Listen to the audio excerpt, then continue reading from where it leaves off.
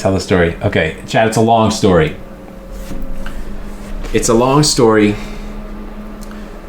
when there's a bunch of stories in the story. That's because it's so big. You know what I mean? It's like 6 months. We're back. All right. We'll start in July. Shave break halfway through? Sure. Yeah. All right. My birthday, my 22nd birthday, July in 2022. Gonna go to Canada in like a week's time. Just turned 22. Wasn't having a great time at my job. Didn't want to do it anymore. Was about to go to Canada, quit my job to go travel. And then went to Canada, I met Smith, I met Bill in chat. Hold on.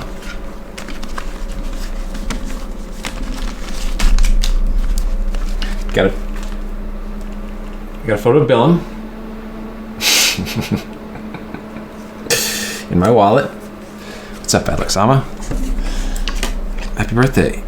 Thanks, man. You got Billum in there. Met a bunch of folks. Met a bunch of Canadians. All right. 37-year-old man, this photo of his year. Dude, I'm not 37. Oh, dude, I'll show you a before and after photo, dude. Did not mean producer. No, even though I did go to French Canada. All right, so go up to Canada. That's all cool. And then I leave through Niagara Falls, and I'm like, you know what? I don't have a job anymore. I could just go travel around. I'll go drive around. And I drove around the Northeast. I was like, dang, that's fun. And there's like, on that trip, I was like, you know, I should just drive to the southern tip of Argentina. That'd be cool, right? So it's August. Drive to Boston, drive home, and then for like 2, maybe 3 weeks, I like prepare. I put new brakes on the car, change the spark plugs on my car, change the oil. It had new tires. Pack up my stuff. I put my YMCA membership on hold for 3 months. I get my my vaccinations. I get my like yellow, you know, all this stuff because I'm like, I don't know where I'm gonna go. I'm just like, I just know I'll get stuff. I don't know any Spanish. And then I set out. Right? I said I'm gonna do like a month around the U.S. and then I'm gonna go into Mexico and I'm gonna start going down. Okay, so leave New Jersey, kind of go down the East Coast. Chad, I met Wing. Stayed with some family in there. Go down the Smoky Mountains. Go over to Arkansas, to the Ozarks. Go down to Houston. And I meet Hideker. Hung out with Hideker for a few days.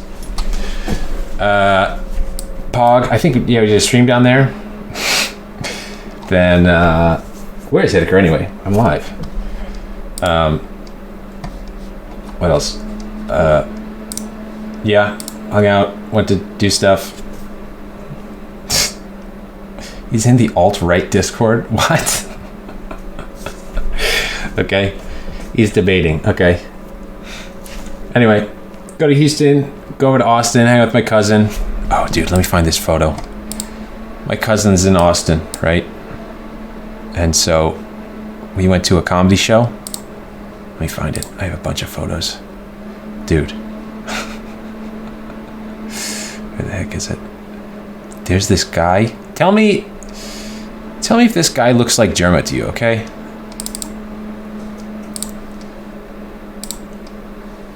This guy. Whoa, what the heck? Wait a minute.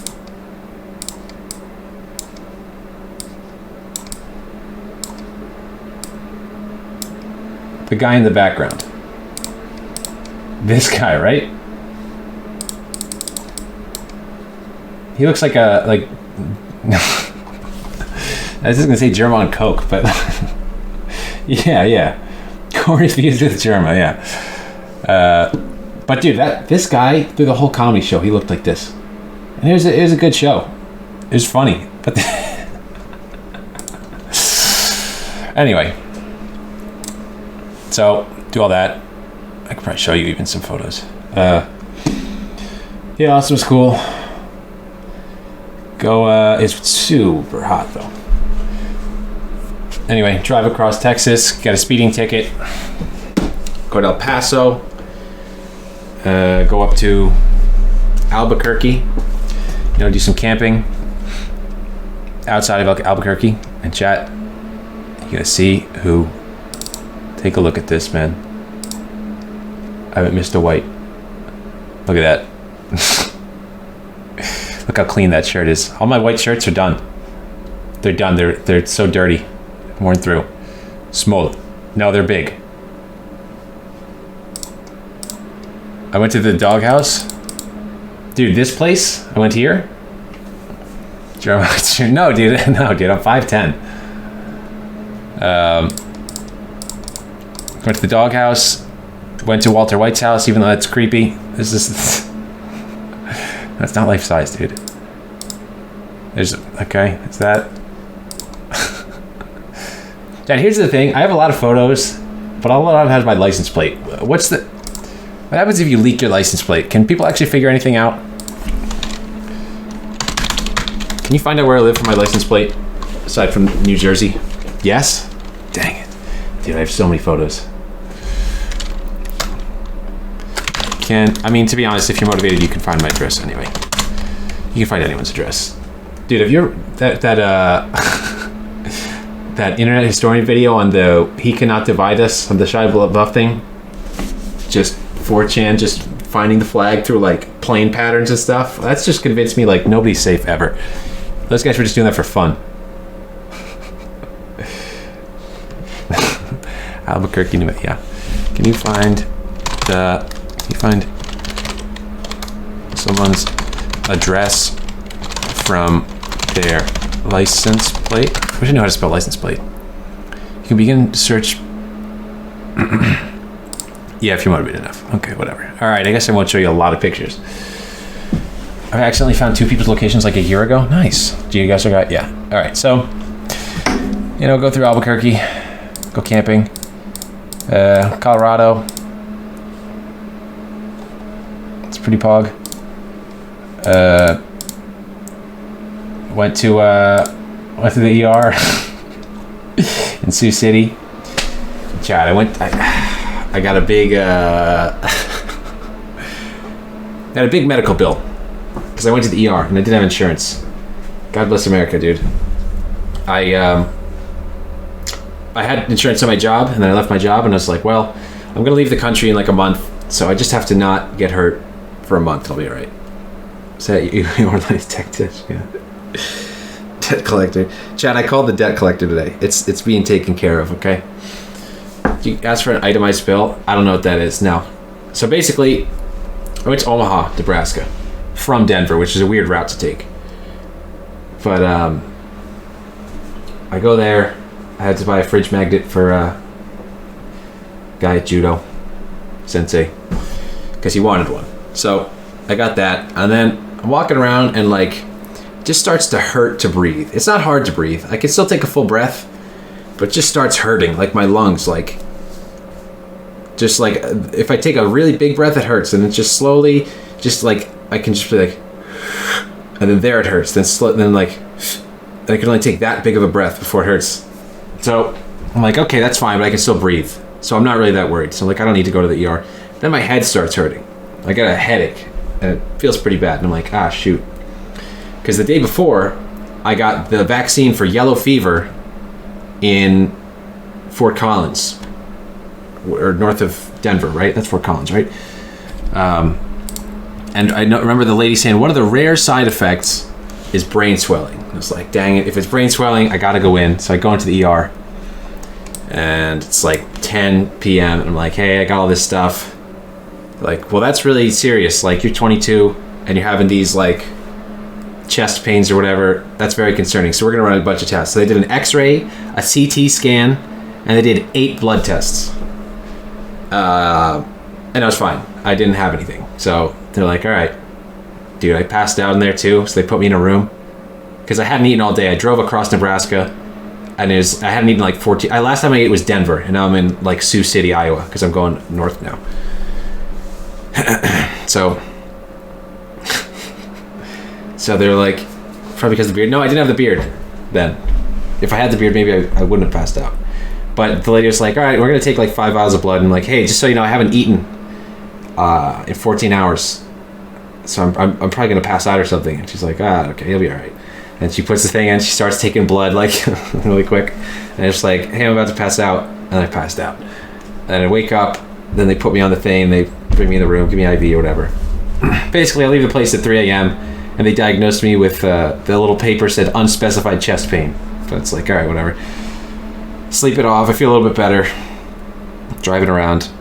Cross South Dakota now. Go see Mount Rushmore. Let me find it. Went to the Badlands. It's cool. Mount Rushmore. Mileage on my car. Didn't eat all day, drove for 14 hours. Wonder why he has a headache. No, the headache I think was only from being, I don't know, whatever. From having the chest pains. And not get enough air. Whatever, it doesn't matter. Anyway, get out to Shoshone. So get into Wyoming. Chest is feeling better now. Very pretty. Very pretty. Then I went horseback riding there. Which was like, this was like September. I missed it. How do you get stuck in South America again? Oh, no, you didn't miss it yet. We're still in America, dude. We're still in the US. It's September. And the season's kind of ending. So like, I just went to some horse place, some like ranch. I was like, hey, could I like ride a horse? They're like, yeah, sure. Where's your group? We're like, no, it's just me. Like, okay. So it's just me. Just me and this other guy. Just rode a horse. And that was really dope, dude. Riding a horse, you feel so cool. Especially by yourself. Like, it's not like where they lead you around on the pony. Like, yeah, you just go out there. Yeah. No, there weren't 18 naked cowboys. Just me and the other naked cowboy. There he is. Very cool. There's Yellowstone. Going to Yellowstone. Sleeping in the back of my car this whole time, right? Got a new lug nut because I lost a lug nut. Then I went, dude. I went to Craters of the Moon National Park. That's out here. This place is dope. That place is underrated, man. It looks awesome. It looks like the moon. There's basic lava flow tunnels, a bunch of caves you can go in if you got the permit, which I did, but it's free, so wicked. Look at this, man. That's awesome. Big caves. Video of nothing. It's just black. Why did I take a video there? I'm in a cave. Very cool. So, anyway. Yeah. Idaho's dope. Went and took a shower in this river. This rickety bridge. Or did a bathing. Not really a shower, right? Went through Oregon. And like, this is what most of the West looks like, by the way. Right here. This is most of it. Alright? Just nothing. And there's, of course, an Audi right behind you. I was one with nature. I was? Chat, guess where this photo's from? Because this is a public bathroom, by the way. Guess where this is? Guess what city? Where they have heroin disposal places in just the public restroom. Can you take a guess? Vegas? Seattle. Seattle, baby. Yep. There were needles everywhere, dude. It was insane. Like, it's no joke, dude. I pulled into a gas station right as I got into Seattle. And I, like, filled up, and then I pulled into the parking lot, and I'm just, like, looking on my phone, like, what's there to do in Seattle? Is there anything cool? And then some dude, it's, like, 40 degrees out. And this, and this guy in, like, a tank top comes up. And he's like, he's got a drill, like a power drill. And he's like, hey, man, I don't have money for gas, but, I'll give you this drill for $20. And he pulls the trigger on it, and it, like, just barely, like it's dead. Like, it's a broken drill. And then I was like, yo, man, like, you need some gas? Yeah, you can have some gas. I gave him $20. And he's like, oh, man. I'm like, yeah, but I don't want the drill. He's like, "What? I'll give you." And he starts taking off his watch, and I'm like, "Dude, I don't want any. Just take the thing." And then I don't even know if he filled up his car with it. He was at the pump, but whatever, man. Am I gonna give him the 20? Yeah, man, I'm a great guy. Anyway, went to L Street, pumping something else. I'd say, yeah, who knows. Part of me was like, maybe I should have taken his watch. I bet you that, I could just bring it to a pawn shop and sell it for like, it's probably worth more than $20. Vehicle location leads, yeah. Went to the Redwoods, in California. I did the US pretty quick, chat. It was pretty quick. Ate some soup. This is how I ate all my meals. I didn't eat out. I did it super cheap in the US. Did a few event things, but soup, yum, big trees. Oh yeah, there's me. I'm trying to get the scale of it, chat. Chat, these trees are so big. Like the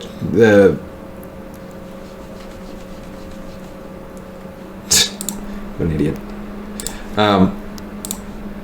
Yeah, they don't do justice to things. Did Colorado exceed your expectations? I've been to Colorado before, and Colorado's pretty ballin', dude. Dude, I saw Nope in Denver. I went shooting with my friend Blair in Denver. It was a fun time.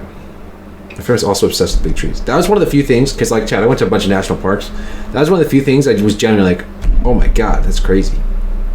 You saw yep frogs? Huh? Went to the coast, and then, went through California a bit. Didn't stop at any cities. A lot of rain by Sacramento when I was sleeping here. And then chat, this is Prim. Right, so basically if I want to map the trip, Jersey, Pennsylvania, Maryland, Virginia, Smoky Mountains, Arkansas, Houston, Austin, El Paso, Albuquerque, Denver, Omaha, Sioux City, across South Dakota, the thing here, Yellowstone, Idaho, up here to Seattle, down past all these, down here, then down to Vegas, baby. I went to all the new Vegas spots. This is Good Springs, dude. I went to Good Springs. Here's Prim. Here's Good Springs, baby. Truth is, game's reached for the start. This place was awesome, dude. I loved outside of Vegas. This is like the big saloon there.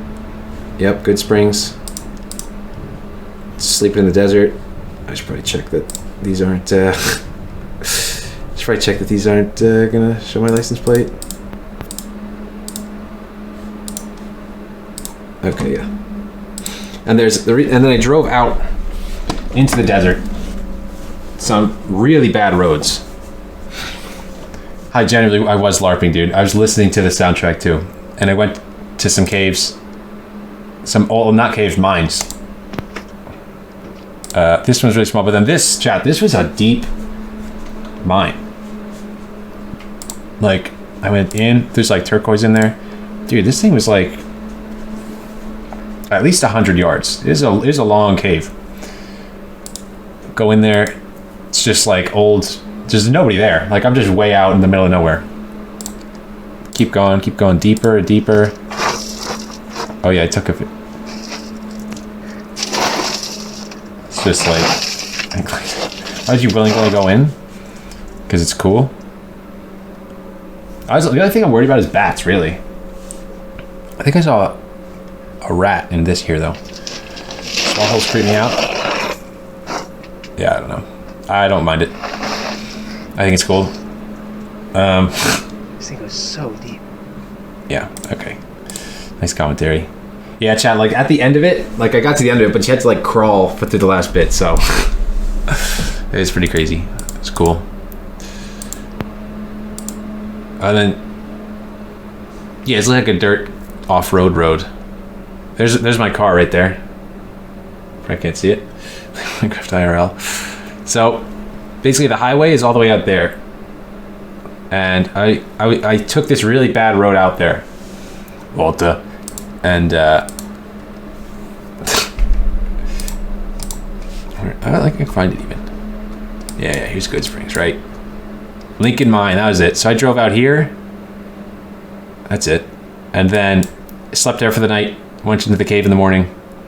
And then there's a power line running from here to here. And I'm like, oh, it just goes straight to the highway because it's like a maintenance road.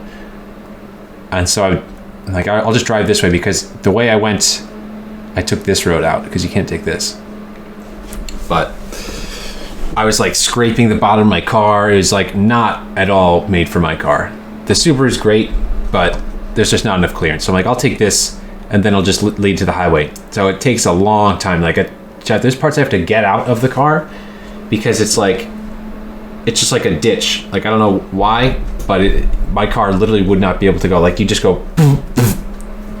So I have to get out and dig with like a crowbar, like every once in a while, and like it's slow going. So then I get all the way to the highway, and there's a fence, of course. So I'm like, oh shoot! So I have to go all the way out. It takes me like to go to like here to here. It's like 3 hours, and it's not that far. It's like maybe. Well, here's the scale, right? A mile, so 60 miles. I don't know, but then there's the Vegas place, right? Which is also in New Vegas. What's up, big man? Try to go skydiving, but you need a thing. So I'm like, whatever. I'm all dusty.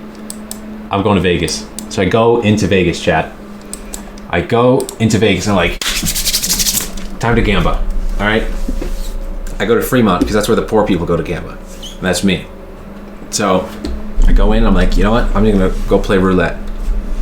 So I go into the casino. I think it's called D. Just D. That's all I remember. There's a D. Right? And I go up to the roulette table, which turns out was a craps table because I don't know anything about gambling.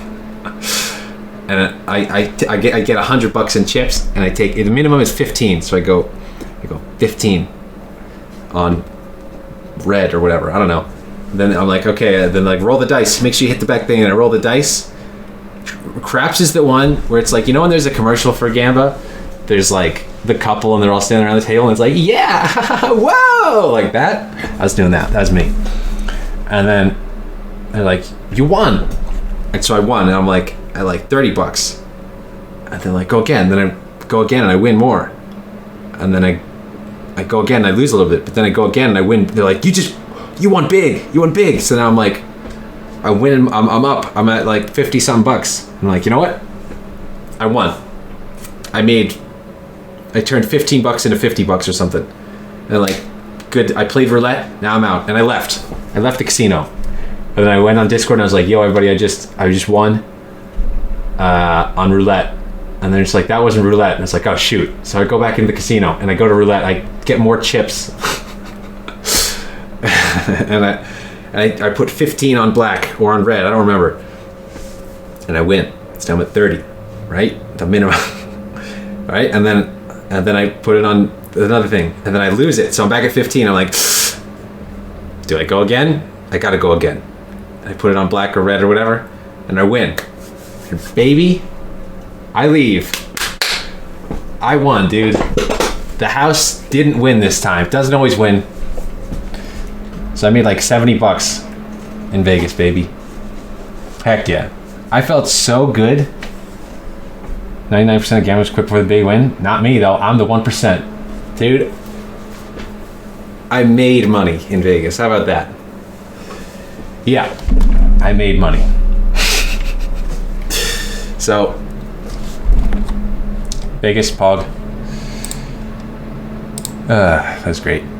Dude, I was so dusty going into the, like, it's insane. Like, I was like, and then like Pigpen.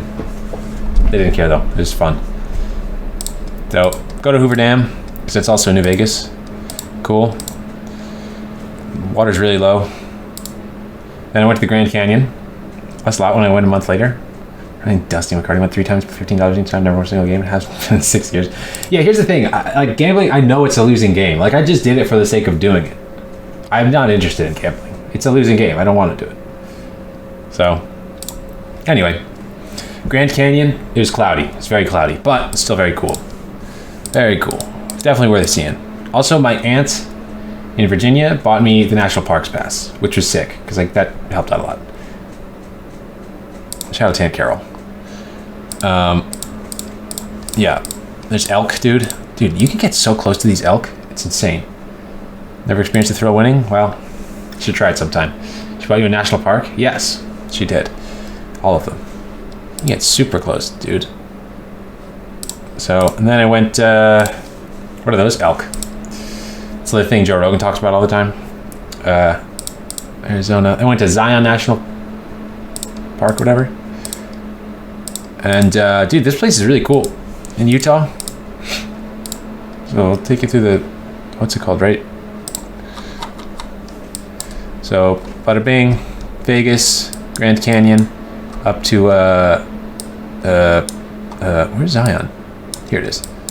This place, yeah. That's cool. And my brother's friend is like a wilderness EMT in Zion. And so Sean, he's like, hey, you want to see if you could like go, like say yo, or like take a shower, or like do laundry? I was like, yeah, sure. So he texts her, I get to go to the special place in the where all the people live, like the people that work in Zion National Park. I got to go there to like the special places where nobody else gets to go in the restricted area. And she's like, yeah, we don't have a place for you to sleep. Like, there's day of. Like, so it's like she had plans and stuff. They had like company over, all the people. So I slept outside, but got to do laundry, got to take a shower. Dude, like EMT people are like so dude. She's like, hey, look at this. She had like a little like Tupperware container thing, and there's like a little thing inside it. She's like, look at that. That's a dude's bone. Like, Jesus Christ. I'm like, doesn't he need it? It's like, no, he got his leg amputated. So apparently, because like, dude, wilderness EMT, like in a national forest, he's like, yeah, some dude rode his bike off a cliff, like fell like 70 feet. And he hit the ground so hard that his bone ejected out of his body. There's like the knobby bone on your ankle. Is that? It's like, Jesus Christ. And it's like, yeah, no, he got the leg amputated. He doesn't need it. They found it later. You know what I mean? It wasn't even on the scene. So yeah, well, dude, EMTs and like medical people, they're just different, man. But anyway, that was cool. Got to do laundry for the first time since Hittakers. So, Pog, right? This is, yeah, then I go up to Salt Lake, going to camp out in some state forest around here, something. Strawberry Peak, I don't know. Yeah, whatever. Anyway, I camp out there. It's very cool, very cold night. Where did I camp? There's like frost outside, is, you know, winding down. It's like late September at this point. And then Hittaker loses his job. Right?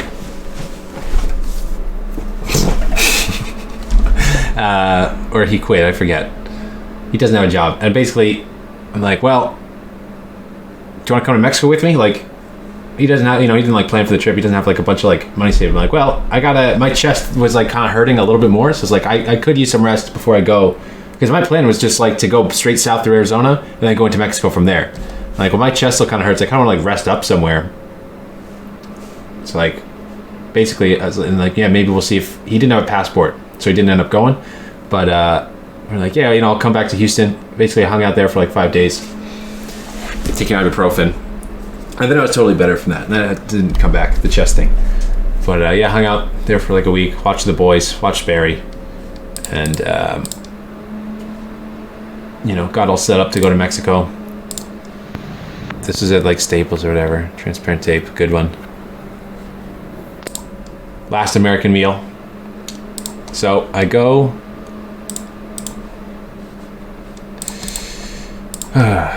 into Mexico, chat. I get into Mexico. This is Mexico. So I go from there, then I go to Four Corners. Then I just straight up in like 2 days. I drive from like Salt Lake to Houston in like 2 days. Then from Houston I go down to Nuevo Laredo. Let me tell you something about the border town, okay? I don't know why, but everyone there is ugly. At least in the McDonald's I was in. I don't know. I don't know why. It's just everybody's ugly. So, like, really, yeah, meth up maybe, who knows? But it's just, I don't know if it's something in the water or what. Anyway, I crossed the border, chat, with my car. Don't speak any Spanish. And it's like, yeah, I did fit in. Chat, with the, I mean, seriously, chat, this facial hair is, it's terrible. We're shaving it today, don't worry. Dude, crossing to Mexico is like, oh my God, I'm actually here. With your car too. Then you got to go to the Bannercito, right? And you got to get the TIP. You get the TIP, right? That's the temporary import permit. This is temporary importación, temporal permiso por importación or whatever. I don't know. It's like saying your car can be here legally, and you got to like bring your title and your registration. You got to do all that. And in Mexico, you have to put a $300 deposit down on it, so that if you leave without canceling your TIP to say that your car's leaving the country, they get the money. That's in Mexico. That's yeah. So basically, I'm like, dude, I don't know any Spanish. And by the way, so here's how I was doing. It's pretty relevant. The way I camped out through all of the US was I would just look on Google Maps and find a spot that's like, oh, it looks like there's not really stuff over there. I could just kind of like park my car in the woods a little bit and, you know, just kind of sleep there. Or there's always a Walmart parking lot in like a town, and you could sleep in Walmart parking lot. So that's what I did for the US. I didn't have any way to like know where to sleep. And that was also the plan for Mexico. The only thing with Mexico is it's dangerous. Nobody tried to break in your car. People did, but they didn't get in. We'll get to that. Actually, dude, when I was in Sacramento, it was raining so hard. I had the windows all the way up, so it's all fogged up. And I wake up the next morning, and I get out of the car, and then someone had like, there's like a handprint of someone trying to like wipe and like look in. So my windows aren't tinted at all, so but they couldn't see it because it's so fogged up. But yeah, suppose someone's looking in when I was sleeping. But that's always happening. Anyway, dude, so I bought insurance in America, and the lady's like, all right, do not stop.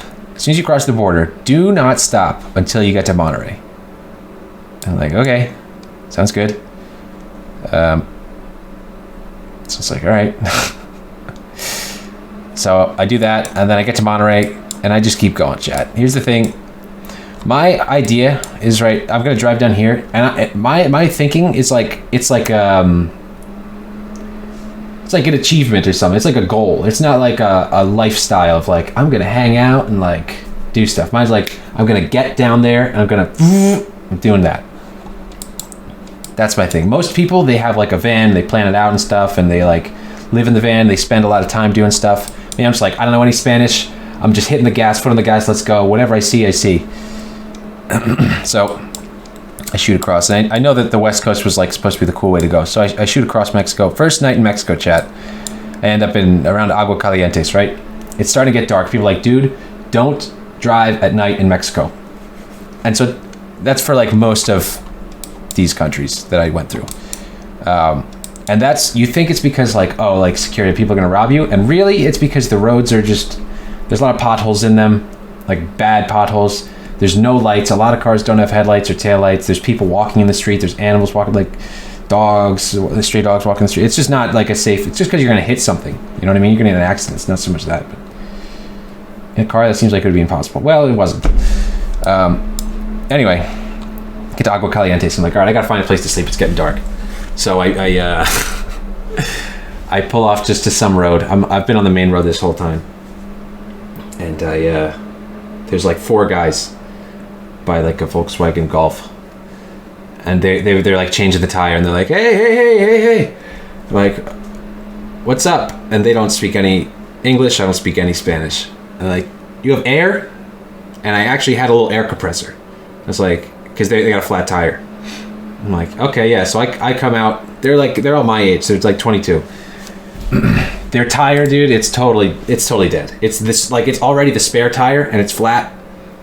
And they don't have the like lug wrench to take it off, so they just want to try putting air in it. But the thing's toast anyway. Like the tire's off the rim, and they're just trying to put air in. I'm like, whatever. And I'm just like, anyway, Also, I should know, this is an important detail. I don't even have internet or any like maps or directions. So through all of Central America, I didn't get internet till Panama. So all of Mexico, all of Central America, I did with no maps. And no internet, no looking up anything. I couldn't go to Google Translate. I couldn't do any of that. Didn't have any of that till Panama. Which was fine if you're on the highways. You can kind of just follow signs. And Hideker, shout out to Hideker. Hideker was such a homie through Central America. He was like texting me like, "Hey, are you dead? What's up, Harry? How's it going?"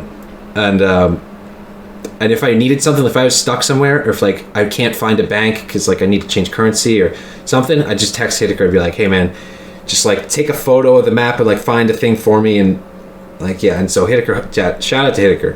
What a homie. He hooked me up with a bunch of that stuff.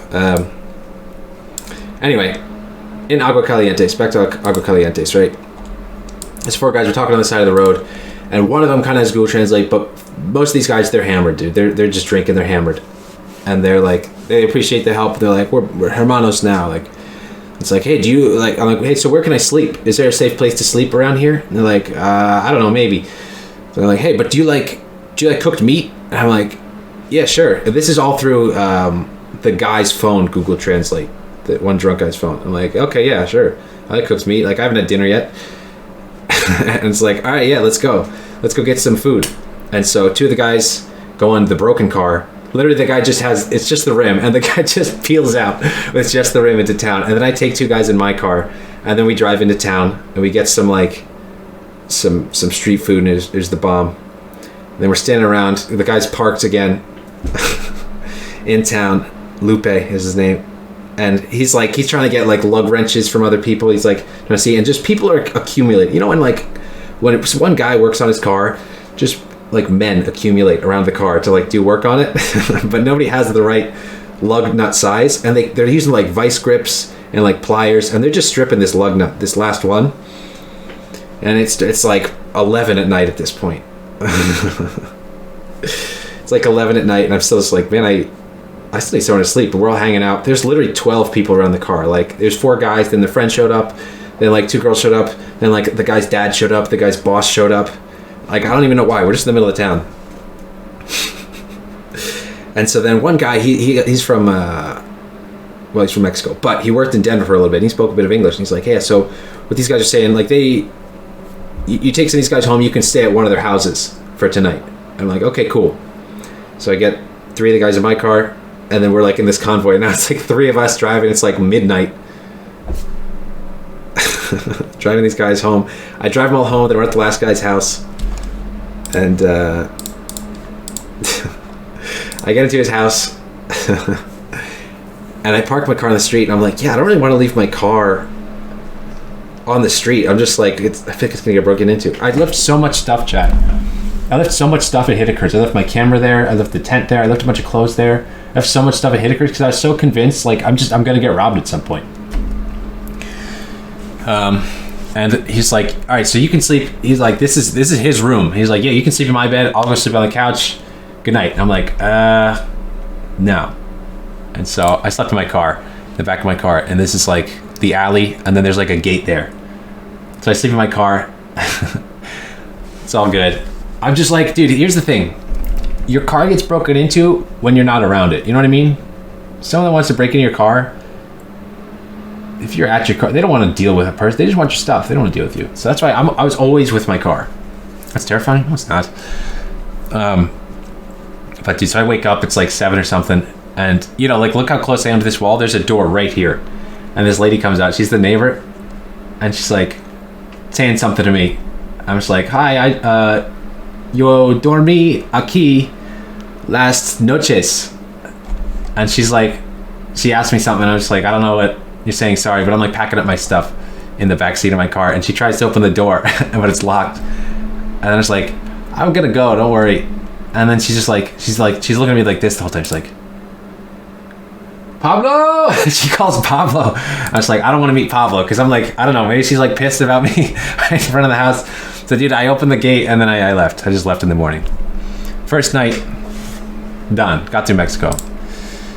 Beautiful. Mexico's beautiful. Keep driving. This is a nice road. This is the toll road. Very pretty, very pretty. Second night, slept by the beach. It's pouring rain. Yeah. More Mexico, more Mexico. Dude. Oh, leaked. Whatever. Basically, I stay at this spot. Look, I'm covering it up, okay? This is the third night. I get to this place at night, and there's like some people hanging out in these hammocks and stuff. And I'm like, this is the first thing, this first like sentence I learned was like, lo siento, mi español es no muy bueno, pero está bien, yo dormí en mi auto aquí por uno noches. That's like, I'm sorry, my Spanish is not very good, but is it okay that I sleep in my car here for one night? That's what I would say all the time. And they're like, yeah, for sure, you can sleep right here. And yeah, and they're like, yeah, and in the morning there's like you can use the showers, which are like this right here. And I give them some pistachios because I'm a great guy. And these are crabs. I just noticed this in the night. I just woke up, dude, those are crabs. I don't know what the deal is, but funky, huh? Look at that. Crazy, huh?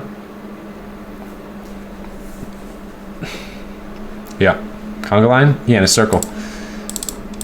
So back on the road next day, keep going. Salina Cruz, get lost in the favela in there. Here's the thing with the cities. It's not like the highways, a lot of them, they just go into the town. It's not like in the you know, where the highway just goes like around the town. The highway just turns into the regular road a lot of the time. So you're just in the city, and with no maps and no directions, you're just like, I hope this is the right way. How do I film this?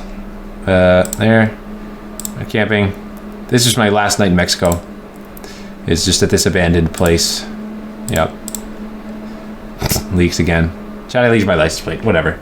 Or just, who cares? Really, genuinely. Starbucks. And then, oh, dude, this is, all right. Now I gotta tell a story about me getting robbed. All right. I have no photos from Guatemala, right? No photos from Guatemala. So basically, I went, all the way down, and then Tapachula. I slept like down here. The next morning, I go to cross into Guatemala. Now, this is my first border crossing. First real border crossing I consider, because like the U.S., you just get to leave. It's like, I'm from the, it's easy. And it's like, yeah, it's tough figuring this stuff out in Mexico, but it's not too bad. But this is totally, there's zero, I have no help here. Right. All I know is like, I know I have to cancel my TIP for Mexico at the Bonercito. And also it's like, I don't have anybody I can call that knows. It's such a unique situation, I feel like, that not many people are in, especially if you have no internet. So it's like, I just know I gotta go to immigration and I gotta go to customs. Customs is where, aduana is where you get your TIP canceled, and then for the next country, that's where you get it. You get the TIP for the next country. And each immigration do the thing. Anyway, so I pull up to the border. There's two guys, red polo shirts and IDs, and they're like, whoa, whoa, whoa. The one guy speaks a little bit of English, a little bit. You could have, what? I'm looking at translation. I don't have your numbers. I don't have your number, VO. I couldn't. Because I don't have internet. I couldn't call on Discord or anything. I have no internet. I have nothing. So there's the two dudes, and they're like, you gotta cancel your thing in Mexico before you leave. And I'm like, yeah, I know. And he's like, yeah, you gotta do that up there. So me and this guy, I'm like, okay, yeah. And he shows me his ID. It's got the ID thing on him. And then I come up to the border. He helps me get checked out of Mexico, and I kind of realized, oh, he said he works for the Bonercito. I'm like, you work at the Bonercito? He's like, see, yeah. And then I realized he's not. I'm like, oh, he's just like a helper guy. Now these guys, I don't know how to tell the story all the time, because it's like, do I tell you what the game is, then tell you how I got into it? Whatever. Anyway, so there's these guys that are like helpers at every border in Central America, and they just like, they're like, I'll get you through fast, man. I'll get you through fast. That's the deal. I didn't really know much about this at the time. So anyway, he gets me checked out of Mexico. Everything's smooth. I'm like, I realize this is like a thing, and I'm gonna have to pay this guy some money, but that's okay because I'll use him because I don't speak any Spanish, Chat.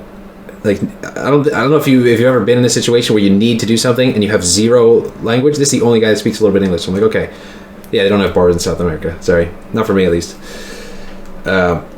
Anyway, he gets me checked out of Mexico. I'm like, okay, that's cool. That worked well, and now I'm in no man's land, right? It's between the borders, and you got to park there, and then you got to go to the next border. Like, you got to walk in, get all the forms filled out, and I get out and I park my car. And then like 5 guys, like his goons, come up, and they're just surrounding me. I'm like, oh, okay, no man's land, aka South America. No, dude, it's literally you're not in a country. I mean, I'm sure technically it's in one, but you're checked out of both countries. I'm not legally in Mexico. I'm not legally in Guatemala. I'm not in any country. And all the 5 guys come around. They like surround me, and they're like walking with me with everything. I get my stamp or whatever for Mexico or whatever it is, and then he's like, all right, so for the Guatemalan TIP, it's 4,000 quetzal or $300, which doesn't check out, but I don't know the conversion rate at the time. I'm like, okay, I don't have that much cash on me, so I go to the ATM, get the cash out, and which 4,000 quetzal, by the way, is like $500, and then I right, so I'm back at the car. There's 6 guys all around. And they're like, all right, so I'll go take the money, and I'll take the thing, and I'll go get the forms, and I'll go take care of it. And I'm like, okay, well, I'm going to come with you, because you have all my money, the title of my car. Like, you know what I mean? Like, yeah, I'm coming to come with you. And he's like, no, it's okay. You can stay here. And I'm like, no, I'm going with you. Like, it's my thing. He's like, hey, man, relax. And he's the nice guy. And then all his, like, buddies, they're like eyeballing me. They're like kind of like corner, like, you're not going anywhere. You know what I mean? They're doing like that thing. And there's police everywhere. There's police around too, but I think either the police don't care or they're in on it because these guys are doing this all day. Which is it's whatever. That's just the way it is. And then basically I'm like, this is not right.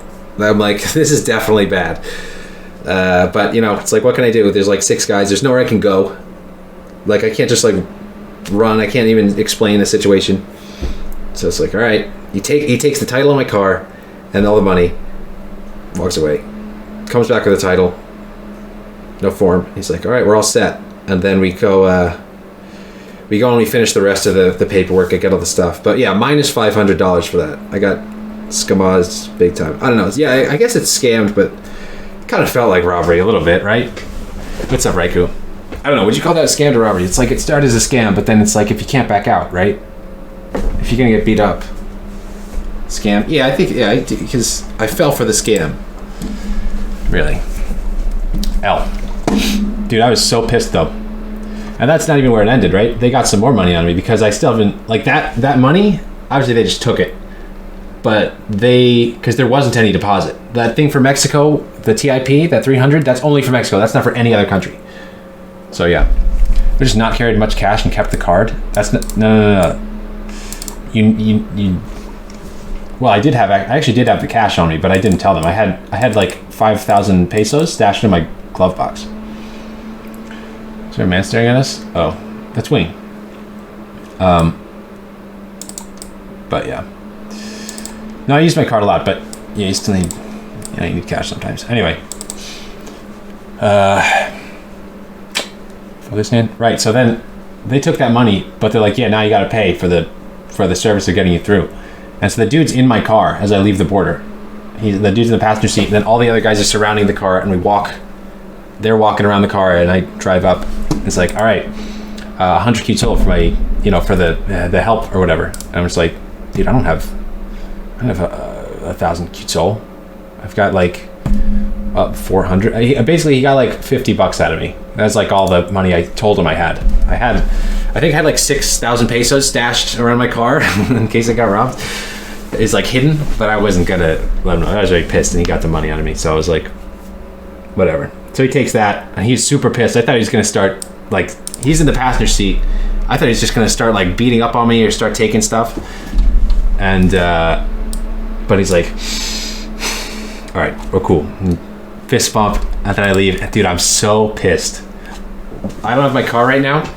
It's on a boat, but I was punching the ceiling. Like, there's a huge dent for me just punching the ceiling in my car, just being so pissed. I called Hiddeker. I'm like, dude, I just got robbed.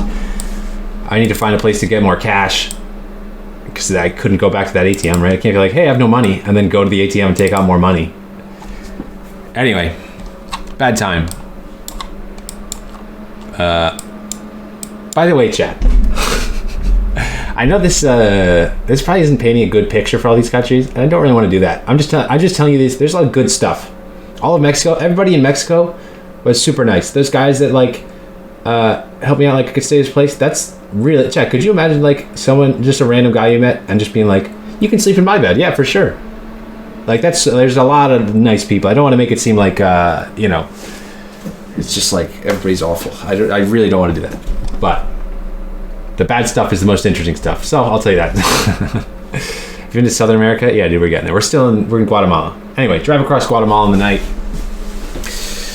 Sleep at some abandoned gas station. I'm in the back of my car, pissed, but like whatever. I'll go to bed. And then this motorbike. It's like midnight. I drove through the night. You're not supposed to drive at night, Chad. I drove at night all the time. And everybody's like, dude, you're crazy for that. And I guess so, yeah. But some motorbike pulls up to my car, and he's looking in. Like, I'm still awake. I'm lying down in the back of my car. I look up, and I look at him, and he looks at me. And then he pulls off into the gas station. It's abandoned. There's no guys there. He looks at me. We make eye contact, and he pulls over. He walks up to the building, and he pisses on the building. And this is like... It's a weird detail to remember, just because it's so unique. Like, you know when you piss outside... Like you like piss on the tree, or like if you piss on a wall. He pissed on the glass. Isn't that weird? Like it's a brick building, and he peed on the glass.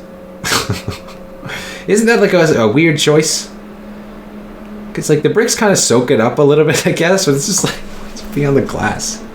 Like it's just I don't know, but I just remembered that. And then he walks over to the grass, and then he just lies down. And I guess he just goes to sleep, but he doesn't have like a sleepy pad. He just lies down, and it's like, you know what? I don't like how this is beginning this night, so I just left. I just want to feel SpongeBob. Yeah, I don't know. Anyway, so he, I drove to another gas station, and then I slept there. And then the next when it opened, I was like, oh, I was about to run out of gas, so I slept here. Get to El Salvador. Apparently, people say El Salvador is super dangerous. Maybe it is, but it was just nice. I don't know. I liked it. I stayed on the beach. Let me go to it. I stayed like here. And it's like, yeah, this huge beach, very pretty. There's a cat there. Nice sunset. Good time. And then got into Honduras. Honduras, there was a Dunks, chat. There's a Dunks in Honduras. Yeah. Yeah, so I go in there. I was in Honduras, chat, for like 4 hours. I did Central America so quick, it's insane. Right, so here's the route, right? Go through Guatemala, drive across it in the day, or basically through the night. Wake up, go to El Salvador. I slept somewhere along the beach. Next day, cross into Honduras, right?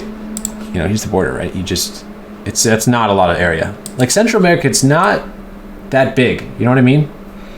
But the thing is, you can't go fast on it. There's like the highways. That's the only road. And there's like people on them. There's speed bumps everywhere. There's a lot of traffic. It's very slow going. So yeah. Anyway, get through Honduras, get into Nicaragua, and yeah. Let me see. Dude, what's up, Nikita? Chad, Nicaragua? It's very pretty. Yeah, look at that, huh? Gorgeous. Look at that. Look at that back there. That's awesome. Anyway, I get through Managua. That's the capital. And I'm like on this road or something. And then this is my first real encounter with like the cops. I was speeding. I was going like 70 kilometers in like a 60 kilometer, something like that. And the thing is, on this whole trip, I got pulled over like, I don't want to say pulled over. You know, the U.S. like there's cop cars. They like wait, then you pass, and then they drive after you. In all these countries, it's like most of these countries, they just have people stand on the side of the road, like a checkpoint or something, and they just go like, you pull over here, pull over here. You know what I mean? Like that whole thing. And so this guy, he's got the scanner gun, and then he pulls me over, and then he takes my license. Smuggling drugs? No. Only in Central America. Chad, all the dangerous stuff was Central America. I was just dumb and an idiot, and I'm still dumb and an idiot, but I'm better at it now. Anyway, he pulls me over, he takes my license, and he gives me, I'm just like, he's like, yeah, you're speeding. And he takes my driver's license, and then he has this little paper, and he basically was saying, you have to take this piece of paper, drive all the way back into Managua to this building, and then pay the fine, and then come back here, and I'll give you your driver's license back. And he's just on the side of the road. And here's the thing, I remember listening to some podcast or something about a guy that did this kind of trip, the Pan American Highway, and he had the same thing. The guy took his license, he went to go pay it, and he came back, and the guy was gone. Because he was just on the side of the road, so he's gone. So he ended up like just waiting at the police station for like a day or 2 days till the guy just happened to show up, and then he got his license back. And so in my head, I'm like, okay, I'm not leaving here without my license. So the whole time he's talking to me, I'm just going, but it's illegal to drive without a license, sir. I can't drive. Like he wants me to. He's saying it in Spanish, but I'm just acting dumb. And he's just going, this will be your license until you pay it and I'll give you this back. And I'm just going, oh, but I need my license to drive. It's illegal. I can't do that. And he's getting so pissed. He started like yelling and stuff. And I was just like, yeah, but I need my license to drive. It's not legal to do that. And then he gets pissed, and he walks, and he's going like this. He's going, go. He's going, go. And I was like, but I need my license. And he just goes back to scan the cars, and I get out of the car, and I like go up to him, like I'm like in his way, I'm blocking him, like, but it's illegal, I need my license. And then this other cop that's there, she goes on to Google Translate, and she's like, if you want, you can pay the fine now. And that means bribe. Yeah. And so I'm like, oh, dinero, sí. Because I knew in this scenario, it's like, you got to bribe them, but you can't ask for you can't be like, hey, you want a bribe? Like, it's just like, it's a weird thing. And it's like $25 US. I'm like, sí, dinero, sí. He takes the Cordobas. That's the currency. And then back on the road. Got my license. Anyway, that was my first thing. How much the whole trip cost? Oh, we'll get to that, dude. I don't even know yet, but we'll talk about that later, towards the end. All right, then. Costa Rica, baby. I'm like, all right, Costa Rica, this is like, people go to vacation on Costa Rica all the time, right? Cost a lot of money, Colto. That's the answer. It cost a lot more than I expected. Get into Costa Rica, and I'm like, you know what? I've been going super fast. It's been so crazy. You know what I mean? From like, I did all these countries in like a couple days. Like I literally crossed, I was in 3 countries in 1 day. I was in El Salvador, Honduras, and Nicaragua in 1 day. Sub 5K? No. We'll talk about it later though. It's way more than 5K, dude. Anyway. This was like 7 months of living. Anyway. Get to Costa Rica. And I go into the town, I'm like, you know what? I'm gonna like walk around the town. I normally don't do this, but it's a pretty nice looking town. I get some empanadas. Dude, these empanadas were the bomb. Where is it? Oh yeah, like look at this. This was like a road in Nicaragua. This is super nice. So nice. Very nice. It's a change. There's empty too. These empanadas were the bomb. Just me. Yes, it was just me this whole trip. Like a mad lad. So I got into like, this is in like Canas or something. I get the empanada, and I go get Bing Chilling. I get some ice cream, dude. I get an ice cream cone, and I'm like, just enjoying myself. I'm like, man, I'm just standing on the corner, like, hey, I'm in Costa Rica, eating an ice cream cone, and then there's a dude who's like, he's like selling like bracelets, you know what I mean? Like kind of like a surfer kind of bracelet, and he's just selling on the side of the street or whatever. And he's like, look at the. You want to buy some of these? And I'm just standing there, just like eating my cone. I'm like, yeah, sure. Oh, yeah, let's take a look. And so I'm like looking at this stuff, and I'm like, I'm not gonna buy it though. So I'm just like, very cool. And he's like, no, it's only like 3 mil. It's like that means like 3,000, but that's in like Costa Rica. And it's something like $3 or something, $2. And then yeah, so the dude was like, no, I don't want it. I'm okay. And he's like, no, 3 mil. And I'm just like, no, it's okay. And he goes, in English, he goes, oh, how about some money for me? And I'm just like, huh? It's like, well, yeah, how about some money for me? And I'm like, no. And he's like, and then he goes, and then he reaches down in his pocket. And he's like, I got some for you. How about some money for me? And he grabs some, and as soon as his hand goes in his pocket, I still have my ice cream cone. I'm just like, adios. And I start walking away. And then he starts following me. He's like, how about some money for me? He's like following me around. And I start picking up speed, and he starts picking up speed, and he's chasing me.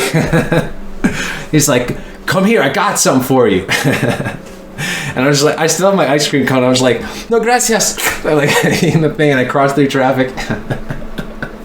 And I get back to my car, and he's like, as soon as I kind of crossed traffic, he gave up. And I'm just like, all right, time to go. But the whole chase, dude, I was like eating my cone. So yeah, then I forget where I slept the first night in Costa Rica. That was the first day in Costa Rica. Next day, going to San Jose. And San Jose, pretty nice city. Got a donut. Got the first oil change. Found a place to do it. It is hard to find a place to do it. Here's the thing. There's not a lot of Subarus in these countries. Like, I didn't see any. You know? And these guys are cool, though. You know? Yeah. And then this is very important. This will... Chat. We'll hear about this later. Stay tuned to find out. This crack. This is I think it's like the control arm or whatever. I don't know what the actual word is in English, but it's like the suspension grill is what it is in Spanish. Like suspension parilla or something. Lower control arm. There it is. Kyle knows what he's talking about. Yeah, and it's not great. And the guy's like, in Google Translate, he's like, if you continue like this, you will not continue. And I was like, how much to fix it? And he's like, oh, I don't know. We'd have to fix the whole... It's a big thing. And I'm like, okay, I'll just be careful. So, anyway, keep going. Go down. I'm getting ahead of ourselves. It's quite a bit of rust. Yeah, I mean, it's a 2002 Subaru Impreza from New Jersey. It's, the Northeast. So, I go to Golfito because I'm going to cross into Panama the next day, right? Here's the border. And then I'm just like, all right, I'll find a place to sleep in Golfito. I'm kind of driving through, and I drive all the way up here. And then the road ends, like, this is actually exactly it. I go up this road, and it's very steep, very big rocks, very bad road, and it's pouring rain, and it's night. And I drive up this road, it's just jungle. There's nothing. And so I'm like, I don't know how far this road goes, because, I don't have maps. I'm just like, well, this is a good enough spot. I just kind of pull off the side of the road, and I turn off the car, and I don't even get out. I'm about to step outside to take a piss. It's so quick, and then two headlights come from behind me, like, oh, okay, I don't know what that is. And they stop, and I'm like, uh-oh, that's not good. But then the lights come on, and it's police. I'm like, oh, okay. I guess I'll ask them if I can sleep here if it's cool. And they come like tap on the window, and I'm like, hola, está bien, yo dormí aquí por unas noches. And then they're just like, no. And basically it's like some English, some Spanish. Is like he's like, the men that live up this hill, if you stay here tonight, they're going to come down here in the night with guns, and they're going to rob you, and then they're going to execute you. And then, but my Spanish isn't good. So he tells me that, and I just go, oh, no bueno. And he's like, sí, no bueno. And then I'm like, okay, well, ¿dónde está dormir? Like, where could I sleep? He's like, okay, follow us. I bet that wasn't even true. I thought about it. I definitely believe that like there's bad folks around. I don't think I would have gotten robbed that night just because it was so rainy. I know that sounds like it's not much, but I later found out that that was a hurricane. Like that was a hurricane. It's like, it sounds dumb, but people actually don't really go out in the rain. Anyway, how you so chill about this? It's just, it is what it is, you know? Also, this is October. You know what I mean? I entered Mexico September 30th. This is October. This is a long time ago, man. And dude, that night, like, basically he brought me down here. Like, I followed the cops down, and then he's like, okay, stop here. And then he goes up to the house, and he knocks on the door, and there's like a lady in the porch. And he's like, something, something, something, something, something, something, something, something, in Spanish, something, something. Gringo sleeps here tonight. And then she's like, okay. And he's like, yeah, you're good. You can sleep here. Hello, Ryan. How are you today? Oh, what's up, Edgar? Happy birthday. I hope you have a good one. Yeah, it's like, all I heard was Ryan. Gringo. And then, yeah, he's like, you're good. So I sleep in this town, and then, yeah. No, I'm chill about it now, but dude, that night I was like, dude, I was having nightmares. I was just like, I would go to sleep, and then I'd just wake up, like, my dream, I'd wake up every, like, hour or something, just picturing some guy coming up with a gun, just gunning me down. Anyway. So, next day comes. Chat, this is, Hideker, this is one of your highlights. I'm about to gonna give you mad props here. So, next morning comes around. This is the road to Panama, right? And the hurricane's like wiping out stuff. And like over there's a guy like up to his waist, which is way too deep. And I'm like, the water is moving really quick. You know, and I'm just like, I'm not gonna do that. So I just start waiting here. I'm like, maybe I'll wait out the storm. I don't know. I think I texted Hideker, or Hideker texted me, or whatever. Anyway, I ended up calling him. And it's like, all right, this road's blocked. I'm not getting through here. So I'm like, that's like right around here. And then we decide, all right, it looks like I can just drive. I can take the long route. This is like 100 miles to go all the way back around. And I go through here to get past this little spot here. And then, you know, just drive down here to Panama. So it's like, all right. So dude, last thing in Costa Rica is I go to like a little ATM. And the ATM is just a little box. It's like in a box that you can stand and lock yourself in. And there's a car there with all these tinted out windows. And then I pull up, and they're leaving as I pull up. And then like I stop, and then they stop, and then they pull back around behind me. And then it's just these two guys like just like staring at me. I'm like, I'm not gonna go to that ATM because they're just like looking. And so I just leave, and then like they leave, and I'm like, that's weird. That's sussy. Anyway, so I drive all the way through here. There's mudslides, chat. Like, this is, yeah. Oh, yeah, here it is. Still hurricaning. Trucks can make it through. This is, chat, this river, look at this, dude. That's insane. So much. I was trying to rob you over here. Costa Rica, dude, and that's 2 days in Costa Rica. Yeah, it did crazy flooding. Like, I have to get out and, like, I'm the first person, like, I clear this stuff. And, like, you know what's funny? There are people behind me, and like I clear all the rocks out, and they're just waiting for me to clear the rocks, and then they'd pass and they're like, hey, thanks. I'm like, I'm happy to help, but you could help me move these rocks too. Anyway, but like, gracias gringo, and it's like, yeah. Anyway, great guy. Mudslides, and then here I get to the next. This is like somewhere around here. I don't know. Agua Buena, probably. I'm like, shoot, I'm stuck, you know? And then I tell Hideker, and then Hideker, shout out to Hideker. Hideker goes on Google Maps, and he's like zoomed in, you know, he can see all the details of like the streets and like the satellite, and he draws a map in like paint or whatever. And then he sends that to me. And so I could follow this map through all these back roads, and then I make it through. Enhance, yeah. And I follow all these back roads. There's like down trees and mudslides and everything. Chad, I went over this one. It's literally a cliff. Like, here's the road, then there's the cliff here, and then it's like a cliff here, but it's up. And then there's a mudslide, so the road's like this, and you have to drive over this, and it's just mud, and you like start sliding, and it's like, it's crazy. Show us the picture. It is? I don't know. Oh, the picture? Nobody asked. Thanks, Smith. The whole map. I don't think I saved that one. It's already been a whole month since you I might be on my phone. live. Let me go through the texts. So where did I go? Anyway, yeah, Chad. This the whole Central America part was very difficult. It would have been extremely difficult without Hideker yourself. Shout out to Hideker. Let's see. Jesus Christ. Hideker, we texted a lot. Jesus Christ, man.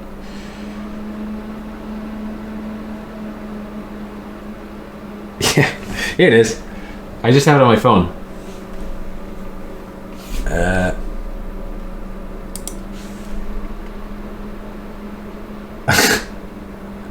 It drew the map. So yeah. Flirting with Hideker? Yeah. So anyway, get through. W. Anyway, a lot of cool. Yeah, super dirty. Still rainy. So green, chat. So pretty. This is all Costa Rica. Nice.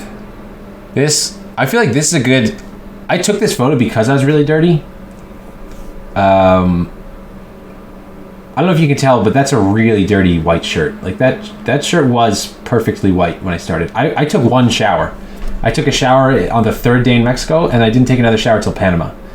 Like, I didn't shower for like a week. Anyway, I didn't change. This was it. Poop on your shirt. Dude, I got to the Panama border, and the lady asked me, what happened? I'm like, what? I took this because I thought this was bad. Anyway, can we save this? Like, we'll come back to this, okay? Because I got a photo for later. Like, my hair's still like short, like I'm still clean shaven and stuff. Anyway, stay in a hotel or something? No. Yeah, later when I didn't have my car, yeah. As long as I had my car, I stayed in my car because it's dude, imagine staying in a hotel every night. That's so expensive, so expensive. The biggest expense was gas, because that's expensive, especially in some other gas in Chile was like $5.80 a gallon. It's insane, and it's so much money, dude. It's like $70 to fill up. You're filling up like every day. It adds up so quick. Yeah. Anyway, where were we? Panama.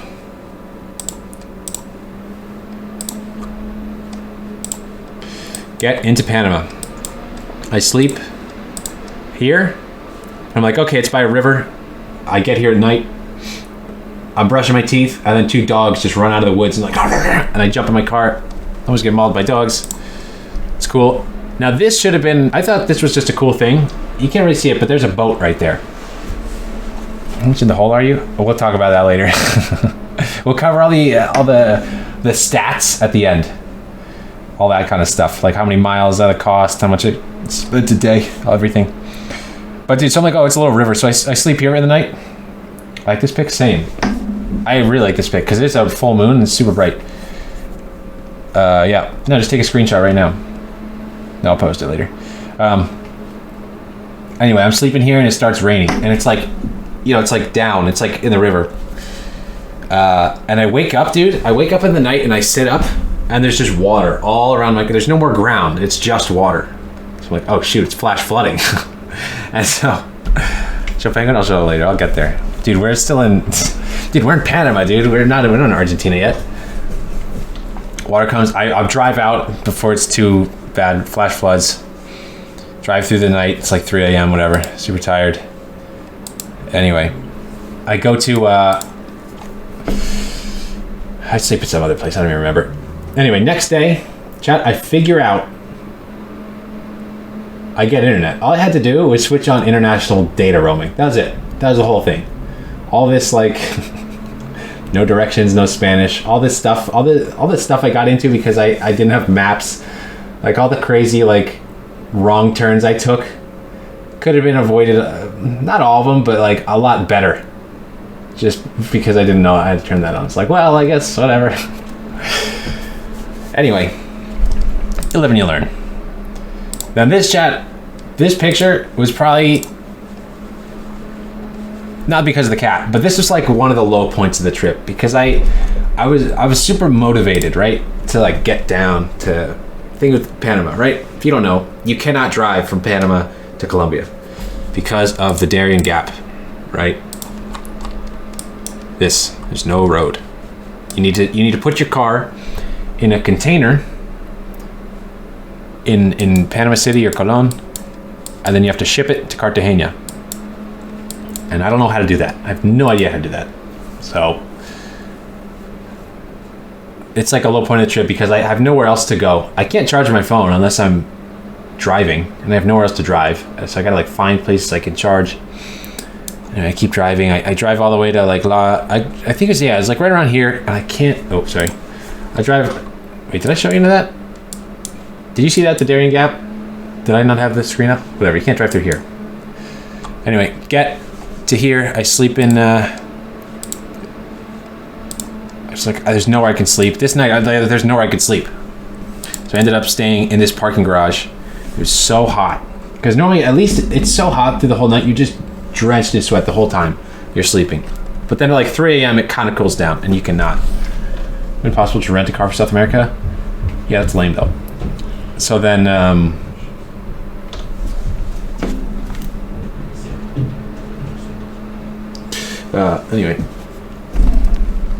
anyway, this day was when everything turned around though, right? It was like low point of the trip, even though except VO was there. And then what's up? It's still there. Yeah. Scruff McGruff. Yeah.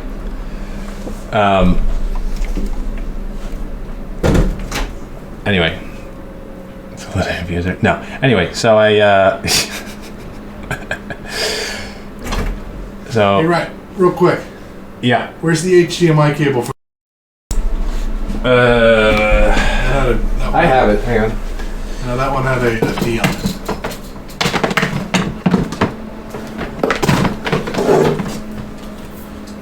HDMI.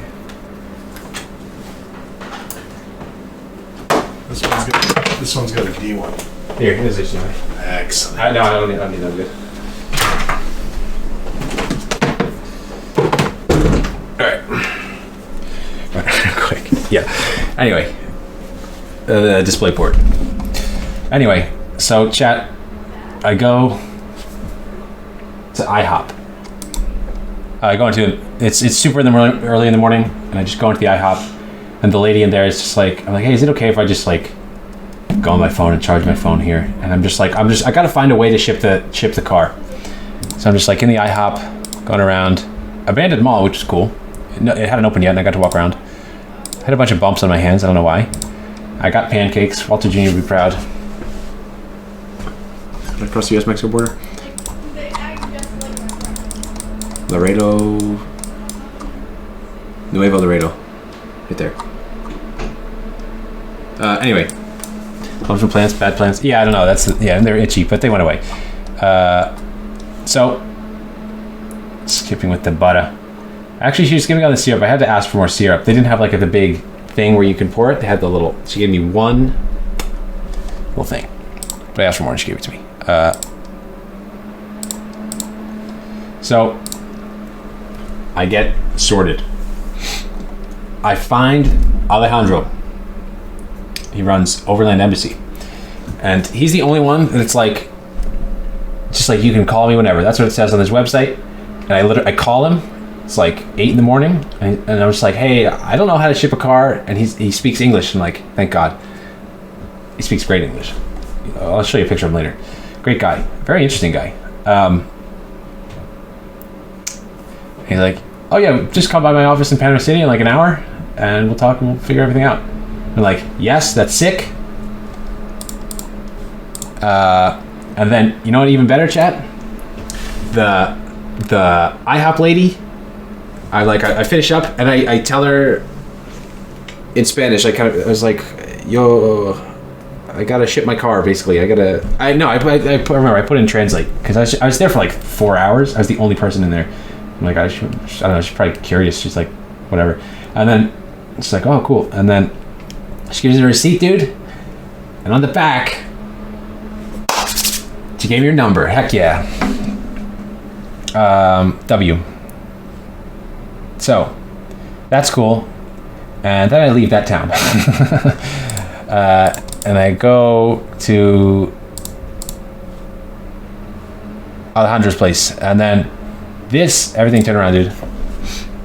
Bro, in no shower. I know. Actually, I did wash my hair. I had a big jug of water that I bought. And I just washed my hair. So that, you know what I mean? But yeah, it looks bad. No. We'll get to that. Anyway, get to Alejandro's place. Chat. Alejandro, he's a cool guy. Actually, do I have a photo? Basically, I go there and he's like, all right, so we're shipping a car in like a week. Basically, the containers, it's one of those big 40-foot shipping containers, and they take 2 vehicles. And then, so you need 2 cars to ship, and then it ships. So yeah. Costs like $2,000. Yeah. For like to go from Panama to Colombia. And he sorts it all out for you, does all the stuff, and basically get that sorted, and I hang out in Panama City for like a week. Fog. There's Alaska plate. Panama City, not bad. Very hot, not bad. Got some nice food finally. Slept in the car. Alejandro's place. Went and saw the Panama Canal. Cool. Video. I don't know why I took this video. It's like, you get it. My car. Cops told me to move a few times. Like told me to move a few times, whatever. But it was fine. The cops were all nice. They were telling me to move because it wasn't safe there. It wasn't because I was a bad guy. It's because there were other bad guys. It's a Panama Van Halen. I actually did. I'm not even. Did I tell you that? Because every time I was driving around Panama City, I just, dude, the whole time, nonstop, for hours. Just, dude.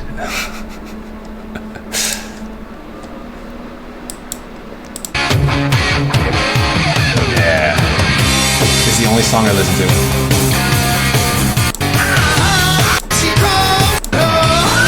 Where do you say Panama? Yeah. Dude, it felt so good. Because it's like I'm doing the thing that everybody says to do at the place everyone says to do it. Great. Didn't even know the song existed? Well, here's the thing. So I ended up going on a date with the girl. What's up? And then, Ruger. And then, I played this song. And she's like, ugh.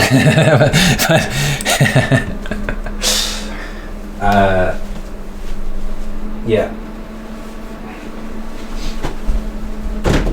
He doesn't want to be in here, I don't think. So, anyway, dude, she didn't speak any Spanish, I didn't speak any English. Literally the whole time, we were just like typing on the phone and then showing the person that was it. That was it. It was just one date though. Cause like, yeah, I'm leaving the country. Yeah, you know. So that was it. I just went on one date. I will say though, chat, I gotta flex a little bit. I picked her up in my car and stuff. I parallel parked so perfectly. She was actually impressed. Like it was a tight spot. There were not any spots, and I just like not a bunch of little adjustments, just like. And we got out. And she's like, "Wow." I was like, "Yeah, I know." I get my no, four wheeler, no, none of that. But still cool. Going on a date, great, always fun. She's Venezuelan. She was like 28 too. Like I picked her up and she's like, "How old are you?" I was like, "I'm 22." And she's like, "Jesus Christ, I'm 28." And then it turns out she had a kid also. So yeah. Anyway, I meet in Panama City my container buddy. Where did the date stem from? Huh? I don't know what that means. I meet Robin and Yvonne. So they're French. Yvonne lives. What is it?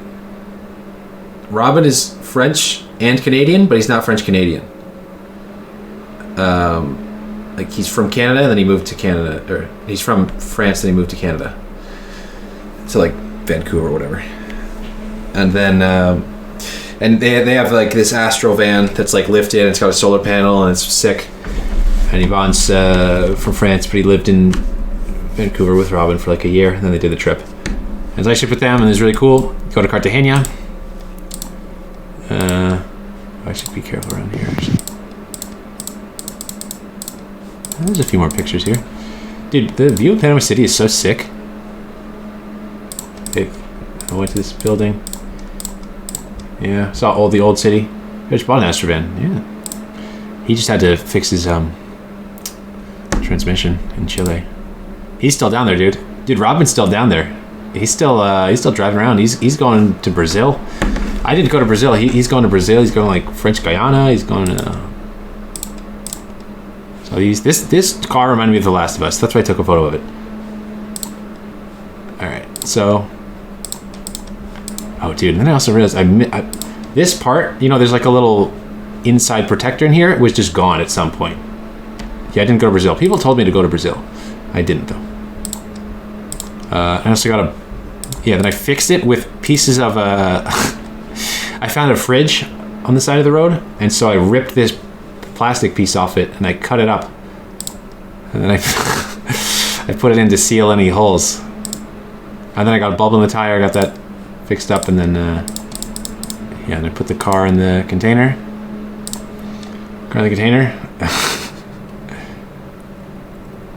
Hey, new viewers! Don't forget to drop a follow. Anyway, there's a lot of my license plate here, but got the thing in the container and it's all good. Now I stay in a hostel for 3 days in Panama before I fly. Dude, this is the little, you're just in like a cube and you sleep in there. Oh, did that leak anything? No, okay. I thought it would have my passport on, it doesn't. It's like, I just leave my passport number. Now we're good.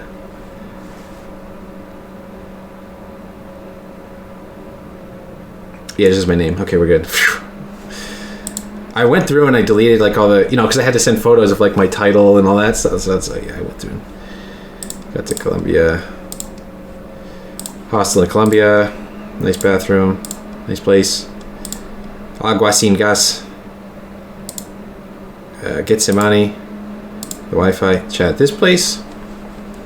Look at this, dude. This is, you're just in a little pod. This is it. This is where you get to stay. This little place.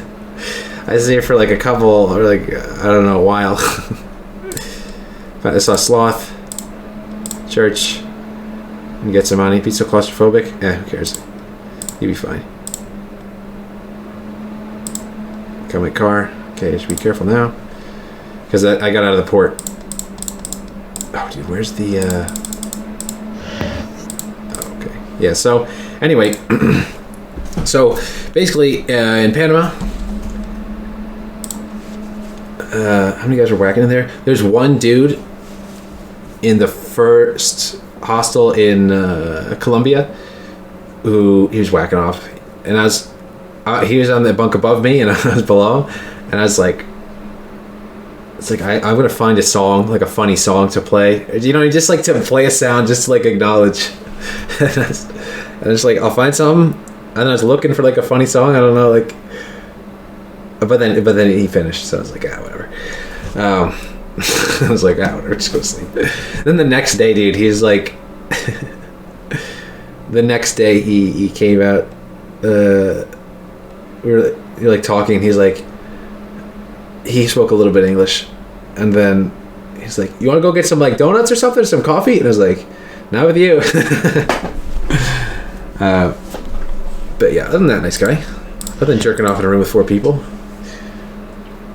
Anyway, so in Panama, meet all these folks, chat, all these overlanders, right? That's what it's called, right? When you're doing the kind of living in your car, driving long distance, whatever.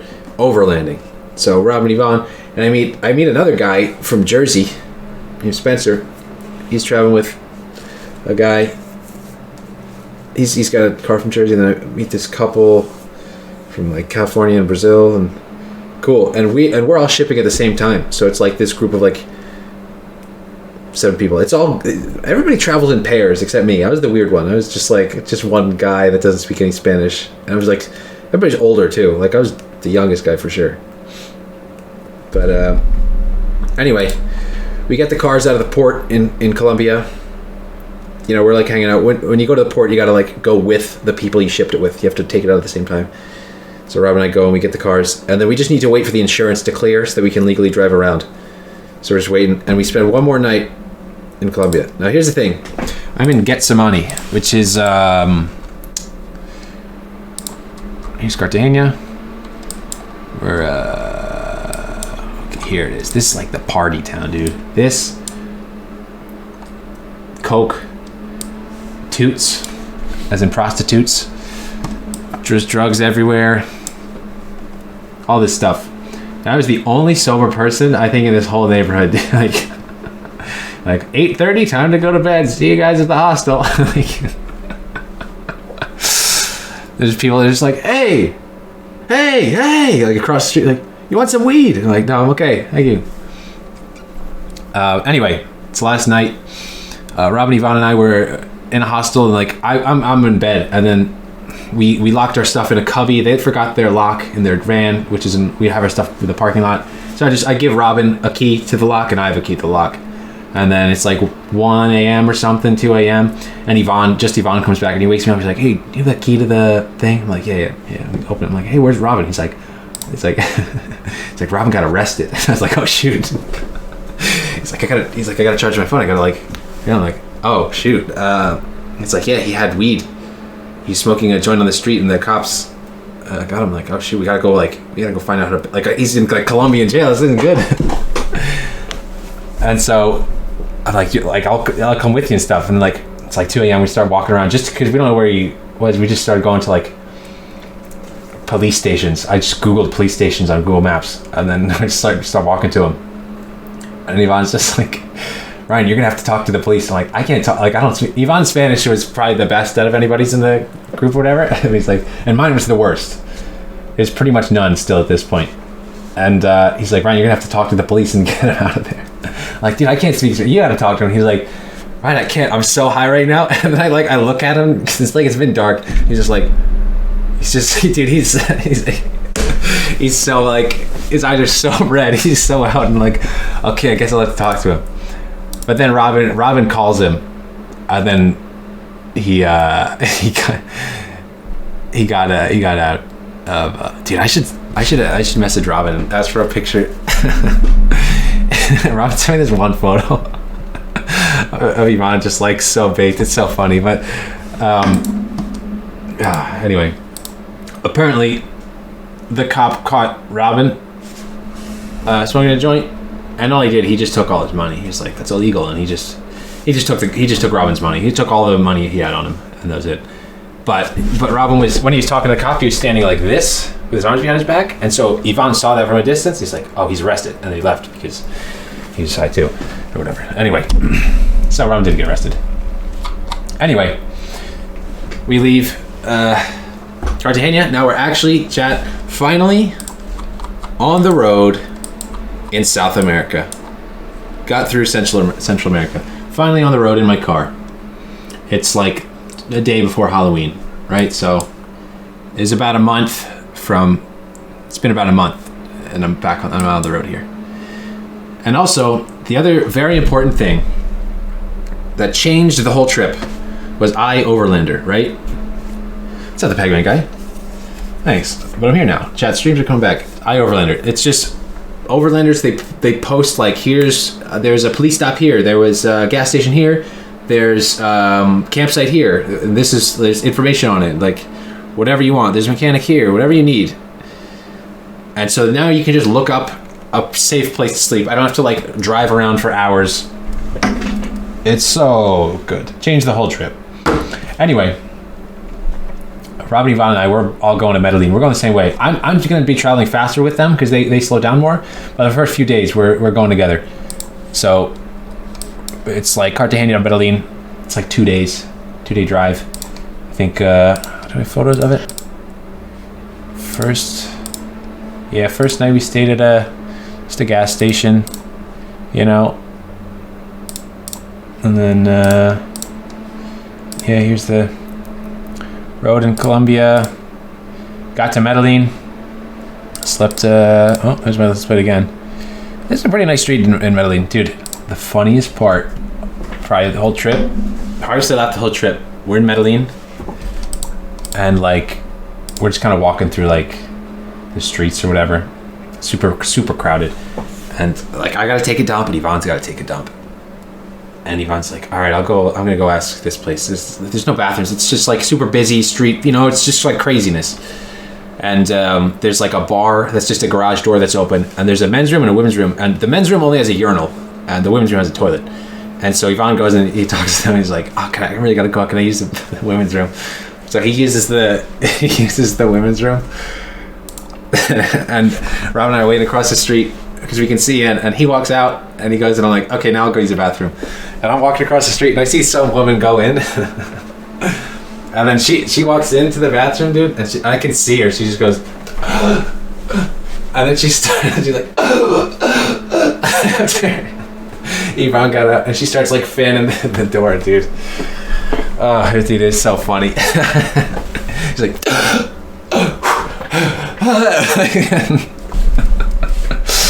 so, yeah.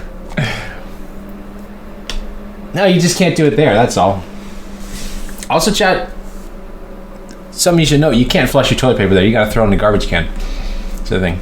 But, yeah, Rob and I didn't end up going to that bathroom. I was like, you know what? I'll find another one. Rob and I ended up walking like a mile to like some like massive department store, and we took a dump there.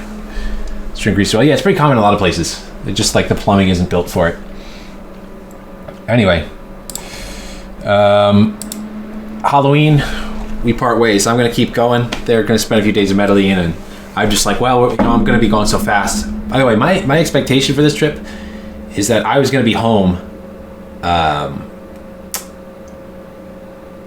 was gonna ship my car back from like Buenos Aires to Houston because I left a bunch of stuff in Houston, and I figured I just reckoned it would be like whatever, cheaper or whatever. And I'll ship my car back by like end of November, early December. That was my plan to come back, by the way. And I got back yesterday, so it took a little longer than that. Anyway, this is the main highway out of Medellin. I guess it was being worked on, maybe, I don't know. What's up, Kush?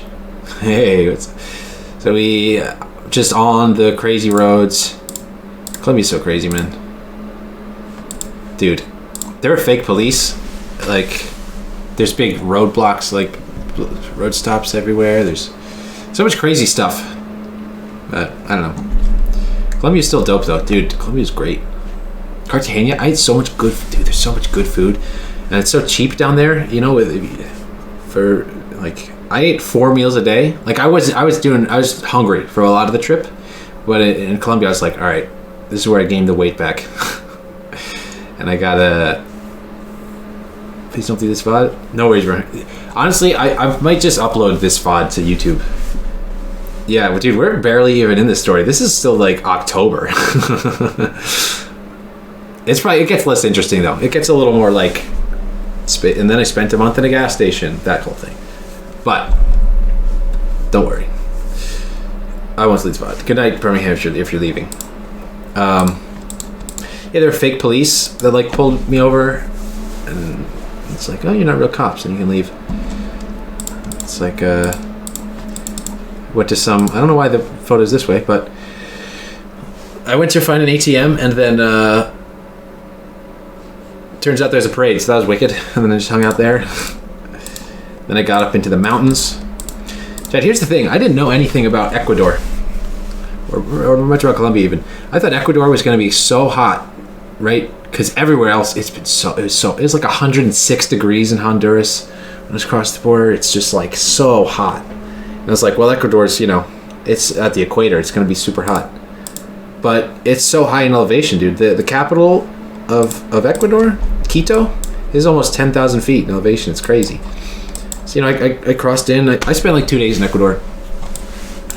And, you know, met a guy from Washington who's on a motorcycle at the border of Colombia and Ecuador. And also, Chad, the borders are just way easier. Also, I'm like, I figured it out at this point. Like, I know how to do a border. Like, here, didn't know how to do a border. Then I kind of was like, oh, I get the idea in these countries. And then it's like, down here, it's super easy. Once you get to Chile and Argentina, super, like, psh, nothing. Andreas, yeah, we'll get there. Anyway, do Ecuador. Super beautiful, dude. Super beautiful. Colombia, across, yeah, like, look at this, man. It's awesome. And then this is in Ecuador, I think. Dogs. Chat, I loved. I don't know if any of you follow me on Instagram, like, you saw it, but, dude, I love the stray dogs down there. They're so fun. They're just like, is Chipper Chip a motorcycle? Cartagena? Probably, yeah. I think it is, but yeah. Well, I'm shipping my car back now. We'll get into this whole shipping thing because it's the reason I spent so long down there. But I'm shipping my car with another car, and then there's also a motorcycle in the container. And I think he gets a little bit cheaper of a thing. Sometimes they even like box. They take apart the motorcycle, like they take the wheels off and the handlebars, and then they put it in a box and they ship it like that. But yeah, my new car. No, we'll get into that though. Basically, it's extremely difficult to like properly sell your car. To properly sell your car in another country, it's not that easy, and also nobody really wants. Yeah, I'll get into it later, but same with all the cost and all that, all those things.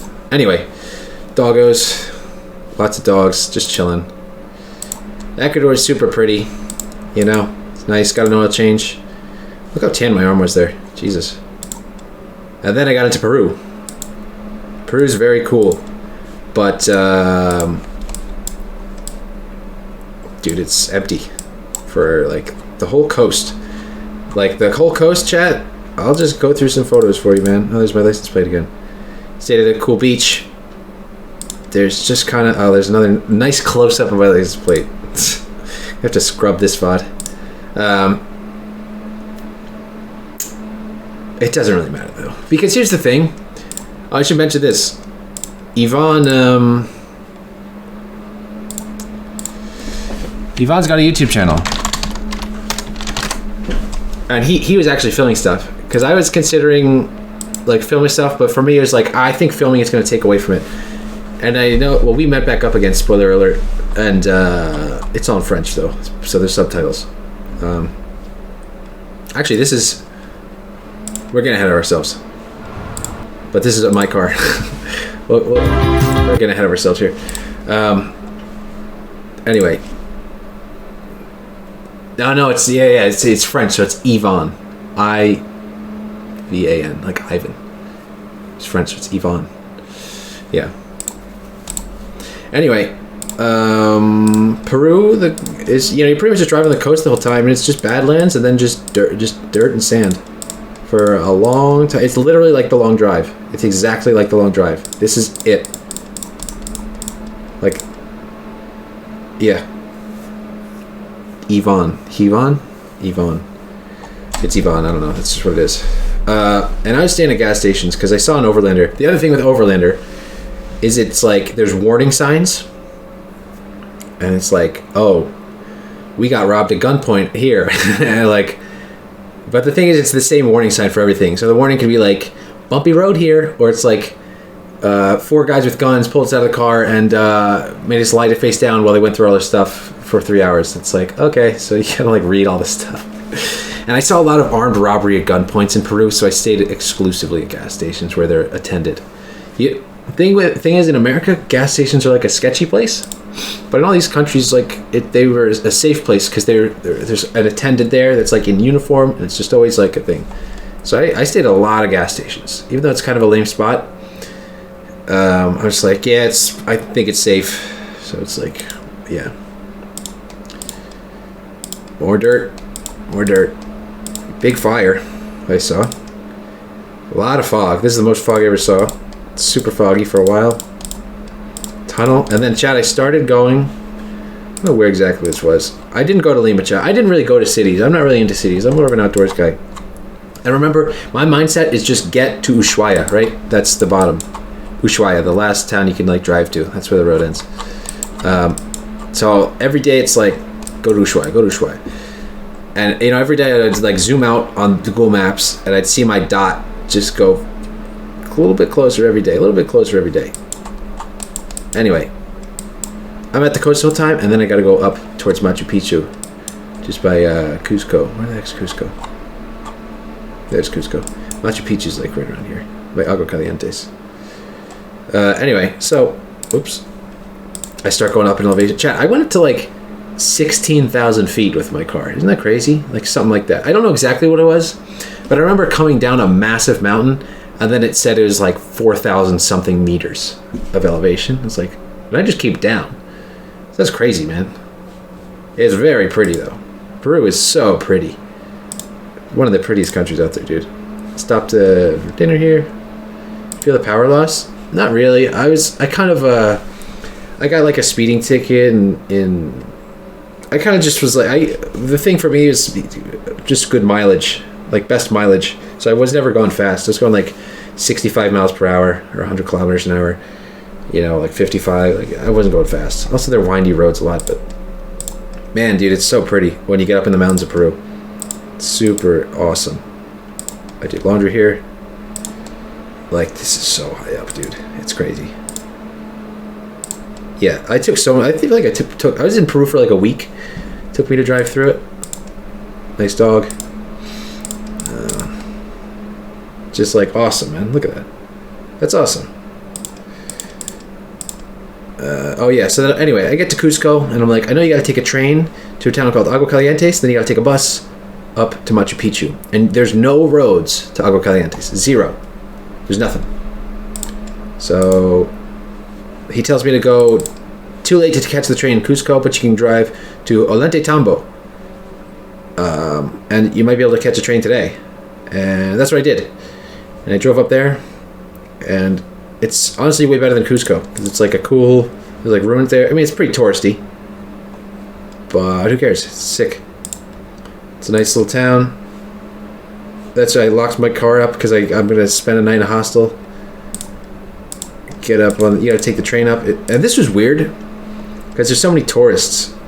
And it's like, I've been like, literally, chat, I was not in the tourist areas, you know, I was doing like, I'm just with regular people, you know what I mean? That like live in places. And then to go to somewhere where it's like, everybody just like flew here. It's like, dude, I drove. I don't know. It's like, it's just weird. Everybody's got like their fancy stuff, and it's just like, just dirt. I'm just like, dirt. I haven't showered in like a week. By the way, I showered normally at least once a week.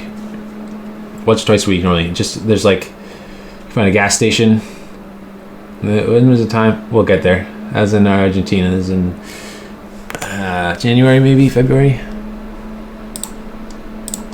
Anyway, take the train up to Agua Calientes.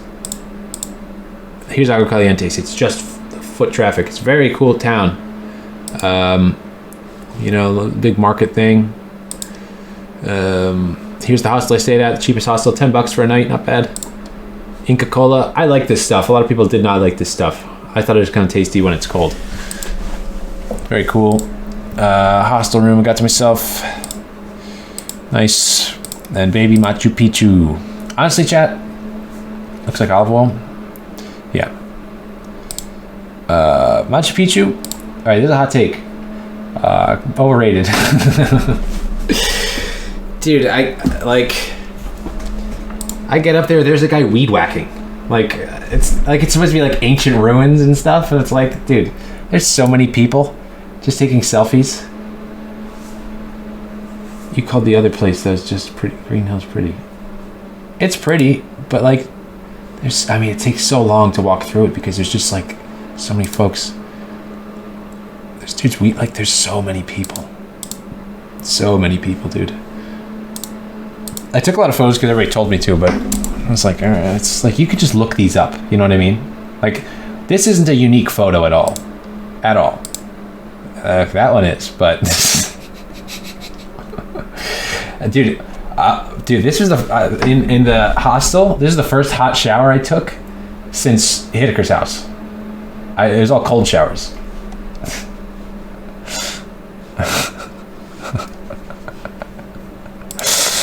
I shaved though. Look how clean my face is.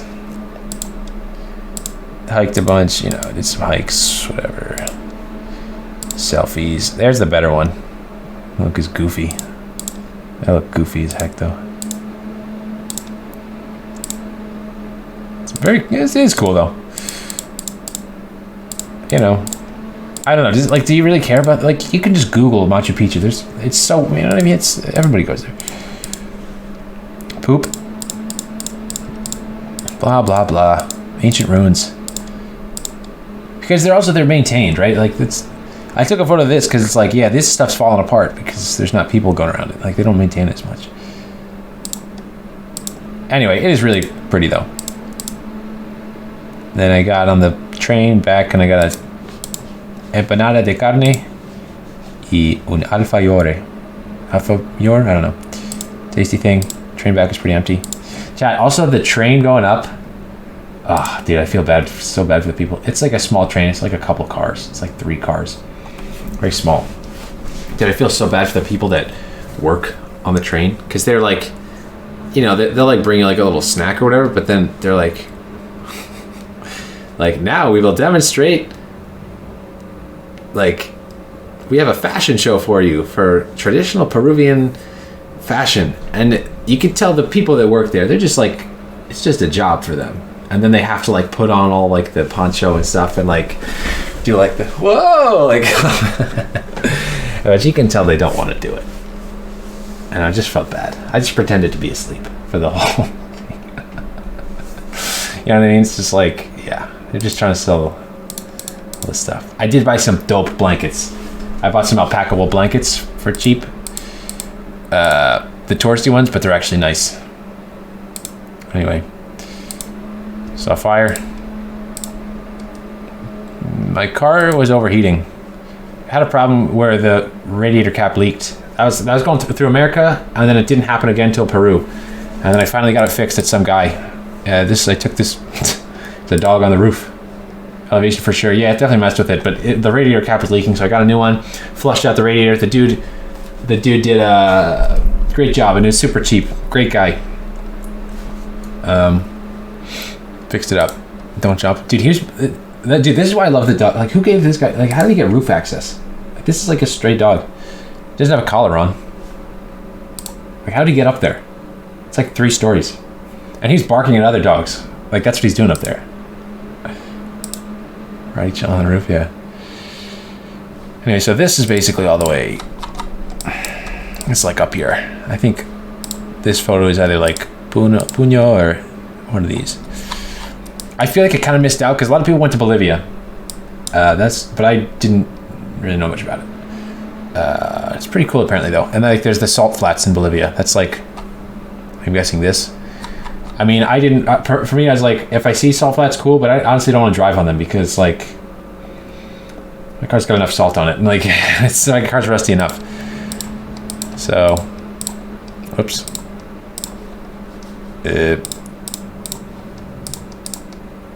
Anyway, very pretty. Peru's very pretty. I love Peru, man. Except, oh, man. I should tell you. I got pulled over 3 times a day. I got stopped by police in Peru. 3 times a day they would stop me. I didn't really have, many problems other than that, but anytime they saw my car, they'd pull me, they'd pull me over. Dude. All right, I'm in the left lane, cop's in the right lane. He's going 80 kilometers per hour. We just passed a sign that says the speed limit is 100 kilometers per hour. I'm going 90. And I'm like, dude, I know he's going to pull me over. And I pass him going 90. And then he gets on the mic and goes, something in Spanish? And then... I'm like, yep. And I'm just like, I don't know what I said, but I'm sure that means pull over. So I pull over and he, gets out. Dude, I got my car searched so many times. Just like, yeah, it was crazy. Like, yeah. And then, dude, I got south of Lima. I dealt with a big, dude, the bribe. Oh, man. This cop. It's we're in like, hang on.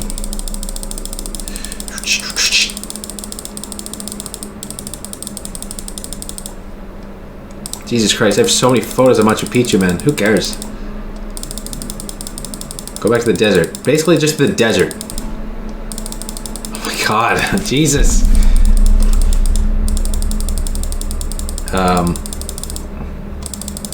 Yeah, just like this kind of area, you know? I'm in this part. It's like 3 p.m. south of Lima. And there's just like, you know, just one of the checkpoints. It's just, and he pulls over my car, of course.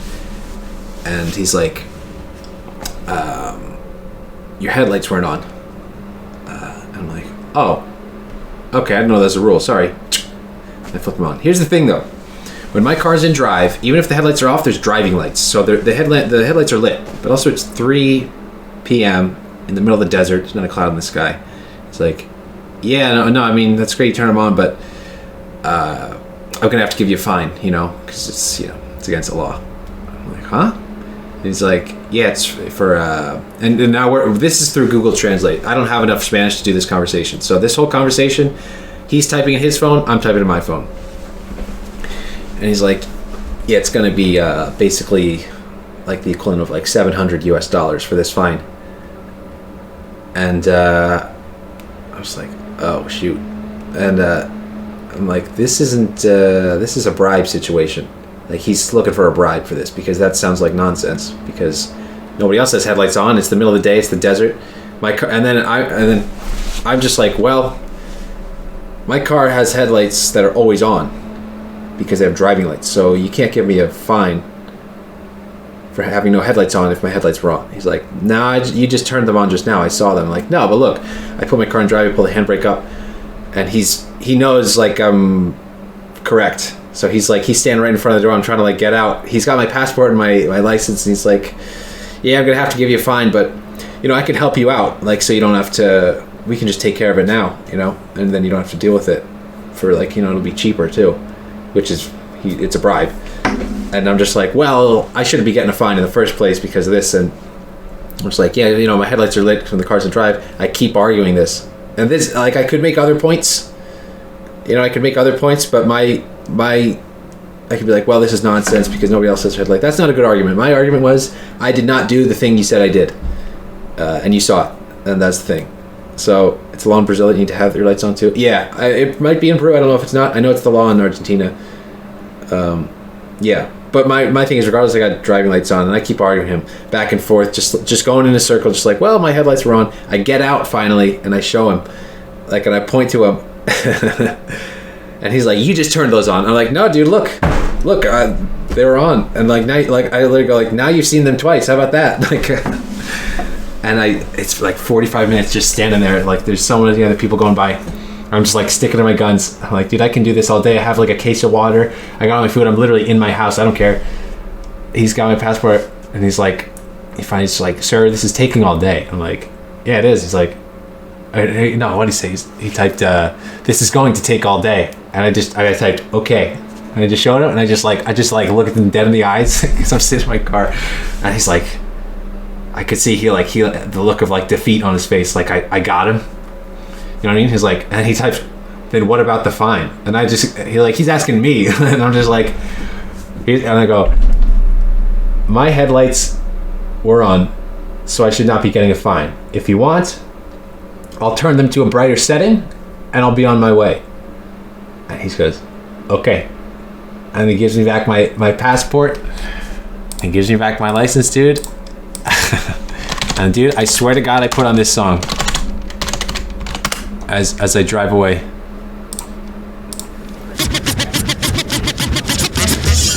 Right about now, but the thing is, I didn't know that there's a 30-second intro to this song, so he didn't get to hear the part. Like, I wanted it to come 30 seconds in, but it's just this part. So it didn't work out. Like, it wasn't a cool. Hang on, I'm not leaving it. Wait.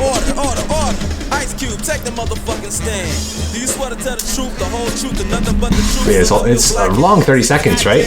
Especially when you're like, okay, see you, officer. I'm dry away. So yeah, I swear to God, I did that though. I did do that. But he just, you know, it's, I didn't know that. Like Nacho Libre? Yeah, I love Nacho Libre. Anyway, Jesus Christ. Oh, Peru is great though. I love Peru. That was a good time. Where did we leave off? I guess that next is Chile. I get into Chile. Whew. This is Tacna, and this is Chile. Got into Chile. Chile was like getting into like the promised land, because Chile is a guy. I gotta know what changed Chile. The guys he compared to the other countries said it was like modern. I guess I don't know. It's just more developed. I guess it's. I love Chile, man. Fantastic. Chile is flipping. I mean, there's still nothing in the north of it. Like this is, yeah, but super nice. I found, dude. Look at this, huh? This is a sick photo. I love this. P. Super pretty. Just like it's safe. It's very safe. I saw no reports on the thing of like robbery or people's cars getting broken into. It's great. I saw a cool cave. Saw a fox. Got the oil change. Chad, I went to this oil change place.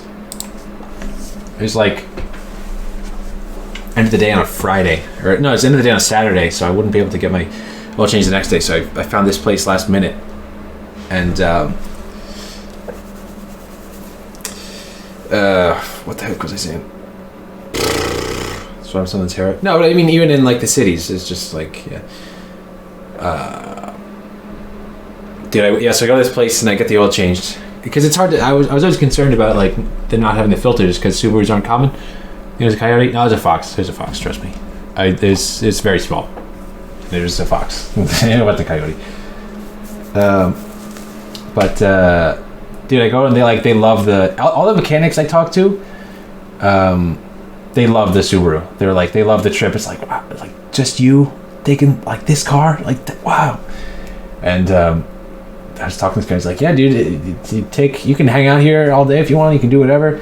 Like, I'm like, "Oh, maybe I'm gonna, you know, I gotta get some food. I'll go to a restaurant. There are cool restaurants around here." And he's like, "Hey, Diego," he like gets his guy like, "Diego, take Ryan to Tutlo's." That's what Diego and I get his car. Then we go to Tutlo's, get some food. So that's cool. And yeah, everybody's so nice. Chat. Everybody through the whole trip was like super nice. It was great. Yeah, Chile was just like pretty, super awesome. Dude, I did go to this mall though, because I saw a mall. Like, man, I haven't been to a mall in a long time. I got some laundry done. Dude, there's a Dunks here. Look at the amount of glaze. This is a glazed donut. Look at the amount of glaze on this thing. What is this? It's a little bit of like nut dribble. Like that's it. That's it. That's the most disappointing. They can't do donuts out there. I don't know. Got some big chilling too. Santiago. Yeah, now we're getting down here though. Like, man, we're getting down here. It's November at this point. Yeah, it's early November maybe. And I get south of Santiago. And I right. So here's the thing. Chile goes super far down. You can go pretty far south before you have to cross in here with like some ferries between here. But I'm like, you know, I don't know, when will I drive in Argentina? When will I drive in Chile? Basically, I get south of Santiago and I go, all right, I decide to do the math. The thing is, you know, I filled up every half tank just in case so I don't get stranded somewhere, just in case of precaution. But I did the math finally on how much I was spending on gas. Because it's in liters down there and it's another currency. So I have to do, you know, the currency, what's the word? Not exchange. Rate? Exchange? Yeah, no, I don't have to exchange my currency. Conversion, thank you, Squid. Yeah, conversion. I have to do the currency conversion and I have to convert it for liters or whatever. So, like, and it's also like I need gas. I know I'm spending so much money on it, and it's just gonna upset me when I look at it. You know what I mean? Like, I want to actually do the math on it, on how much I spent, But like, I don't know how much gas costs in Peru, but I mean, Peru's massive, dude. Like I drove I did so, you know what I mean? I spent so much on gas. Gas was cheap in Colombia and Ecuador. It was expensive all through here. Expensive here, super expensive here. Cheap in Argentina, super expensive in Uruguay. But anyway, do the math, it's like $8.50 a gallon, dude. In Chile. I'm like, well, I guess I'm crossing into Argentina tomorrow. So that's what I do. I cross into Argentina. Oh, there's a photo of me. I tried to take a photo because my face was so burnt, Chad. Just the left side. No, I didn't end up going to Brazil. I'm such a weird guy. Then I found this place and it's like, hey, there's trees again. Chad, this looks like New Jersey, like back roads in New Jersey. I was like, dang, I feel like at home. There's finally like trees. I'm out of like the desert, the jungle. I'm just in like a nice, it's awesome. I loved it, man. And then cool tunnel. And start getting up in the mountains. But I'm further south in the Andes, so it's not super high as much. I think it's like 6,000 feet here. Those mountains are higher, obviously, but nice place. Oh, look, my license plate again. Yeah, just a cool campsite.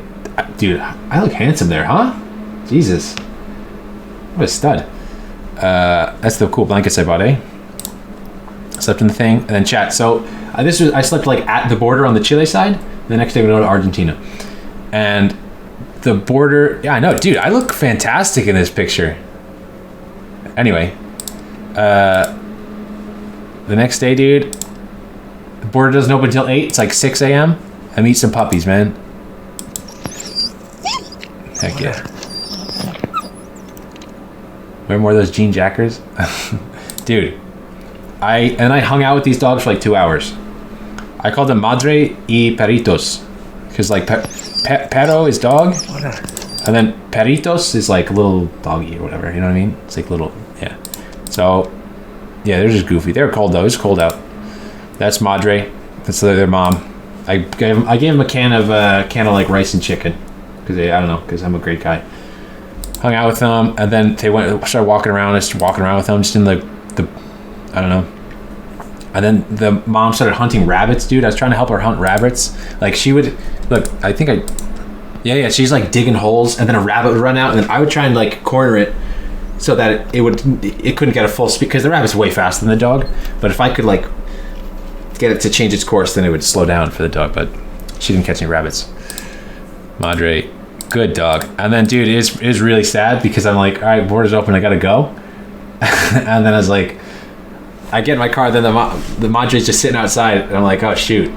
Then I start driving, dude, and then, but it's like a gravel road, so I'm going slow, and then Madre's just following behind me. I'm like, she follows me for like 800 meters or something, and then I'm just like, dang it, dude, I gotta just go. And I had to step in the gas and just left. It's so sad, man. It's like, where's he going? No. And I got into Argentina. Argentina was sick. These trees are really cool. And that's this is worth about, like, at the time it was like $5.50. I think it's $5.50. And this is the biggest bill they have, which is crazy. Now here's the thing I didn't know for a while, but in Argentina their currency is like in such a bad state that if you spend US dollars or euros, which, you know, my debit card is US dollars, it's like everything, it just takes, it's like 40% cheaper. Everything's like 40% off. So it's fantastic. And even if you go to the ATM, like if I take out like $60, it takes out like, you know, 30 something bucks. Or like I take out $60 worth of money. It's literally an infinite money glitch. I take out $60 worth of money, and then it costs me like 30 something dollars. It was great. But I didn't know that for a long time. So like, yeah, it even works when you're paying with cash. But yeah, you have to wait and buy insurance. It's more difficult to buy insurance down here. Like at the other ones, each border there's a little stand and you can just buy like the $10 insurance. But for here, it's just very difficult. You know, it's very they just don't insure, you know what I mean? Like, why would there be an American car down here? Like, we don't. It's not even in our system to like do all that. But this is San Martin de los Andes. It's right down here. Stayed in this town for like 2 days, so I'm getting down there, you know. And Fog, very, very pretty town, very nice town. It's a fancy town. I even got tea. Bought my charger. Very pretty, very pretty. Got some bing chilling. Slept in this parking lot. There's a nice like hiking trail there. And I get to like this. So now I'm in Patagonia, by the way. I'm far enough south where I'm in Patagonia. It's not that hot anymore. It's just absolutely gorgeous. Fantastic, dude. Just gorgeous. Very pretty. Very pretty. Then I saw Vermont, dude. Vermont license plate. Just gorgeous. Keep going. And then you get back into... See, all the pretty pictures from Patagonia are mostly in Chile, I think. And then you get kind of down here and it's like, all right. So, stayed by a river. And I'm getting really close, chat. I'm getting really close. So I keep driving. I'm super far south, man. This road is right here. Ruta 40, Route 40. Okay? Look how close I am. I'm like a day or two away. And my thing is I'm going to go to Torres del Paine National Park, which is in Chile. Very pretty. I'm going to go see that. But, yeah, so I go on this road, and on iOverlander even says, like, don't go on this road. Like, you're going to break down. World Cup winners? Yeah, dude, I was down there when they won some games. It's chaos. And I'm driving on this road. And if you remember back from Costa Rica, where we showed that broken bit, the lower control arm snaps. And this is... I know this looks like it's close to stuff, but this is not close to stuff. This is not close to anything at all. I'm in the middle of this road. The worst road of all time.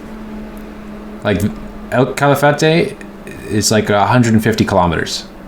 And I'm in the middle of this road, and it's like 20 kilometers this way, 20 kilometers this way. I know there's supposed to be a gas station down here. And there's one building right here. And it's like 9 p.m. So it's still bright. Snapped, checked it up. And then I put a little sign that says, this seems way too desperate because it wasn't that bad. Like, I wasn't worried because it's like, yeah, I just got to get picked up and walk into town. Like, I'm fine. But it's like, hola, yo necesito ayuda. Yes, I don't know why I said I'm American. But it's just like, it's just off like the Spanish I know because there's no service. There's no service out here. Hi, I need help. I'm American. My name's Ryan. No banditos, por favor. No bandits. That sounds way too desperate, but it's all the Spanish I know. So anyway, I start walking. Dude, it's so far out there. And then got picked up by a bus. I got scooped up. Got brought to El Calafate. Oh, get ahead of ourselves.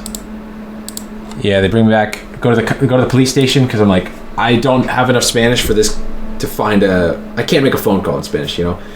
And I just go to the police station. I'm just like, put a Google Translate, like, hey, this is my situation. I need a flatbed truck, not a tow truck, to go out here. And the guy hooks me up, super nice guy. It's like, okay, tomorrow at 9 a.m., tow truck's gonna come, but you guys are gonna go out, get your car, he'll come back here, he'll bring you to a mechanic. Perfect. We go out, pick up the car, and dude, it costs like 300 bones US to get it towed, which is pretty good. It's just under 300 bones to go like 300 kilometers and onto an off-road road. Like, that's a good deal. Yeah. And I was super worried about getting scammed because it's like it's not even, it's just tow trucks are always everywhere. They're like the known like scammer, screw you over guys. But he was not. He just dropped me off at a mechanic's, and I don't know if I should show them. Yeah. Basically, so I get to the mechanics, all right? Yeah, Calafate. And I'm sleeping in my car, even though it's broken. He drops me off the mechanics, and the mechanic's like, all right, in a few days, you know, it's like a Friday, so he's not gonna look at it till like Tuesday because it's a holiday on Monday. And I'm like, all right, but I'm sleeping here, so I walk around the town in the day, do whatever, and we're about to just on time, man. So I'm sleeping in my car the first night outside the mechanics, right? And this guy comes out to my car. And he's like, hey, like, what are you doing? He's like, just asking, like, what's up? I'm just like, oh, I'm driving to the southern tip of Argentina. And my car, control arm snapped or whatever. And he's like, oh, man, that's crazy. And start talking to him. Like, do you want to come in or whatever? Like, yeah, sure. Like, I'm like, yeah, I'm living in my car here. So, and he's like, oh, dude, I live right here. And then it's like, okay. So I don't know if I'll show the photos because I won't show the photos because I want to actually show his house. But I am talking to him. He's like, he speaks like a bit of English, and my Spanish is improving. You know, kind of like teaching each other a little bit. Talk for like 2 hours, hang out with him. Nice guy. And then he's like, well, if you're staying there, you know, you can use my bathroom if you want. He gives me a key to his house. It's like a small house, but it's just a mess. And he's like, if you want, you can sleep in here. Like, I don't want to sleep in there. It's a mess. But like, nice guy, right? Just like giving pretty much a total stranger the key to his house. And he's like, tell me his story. He's like, yeah, he's like 60 years old.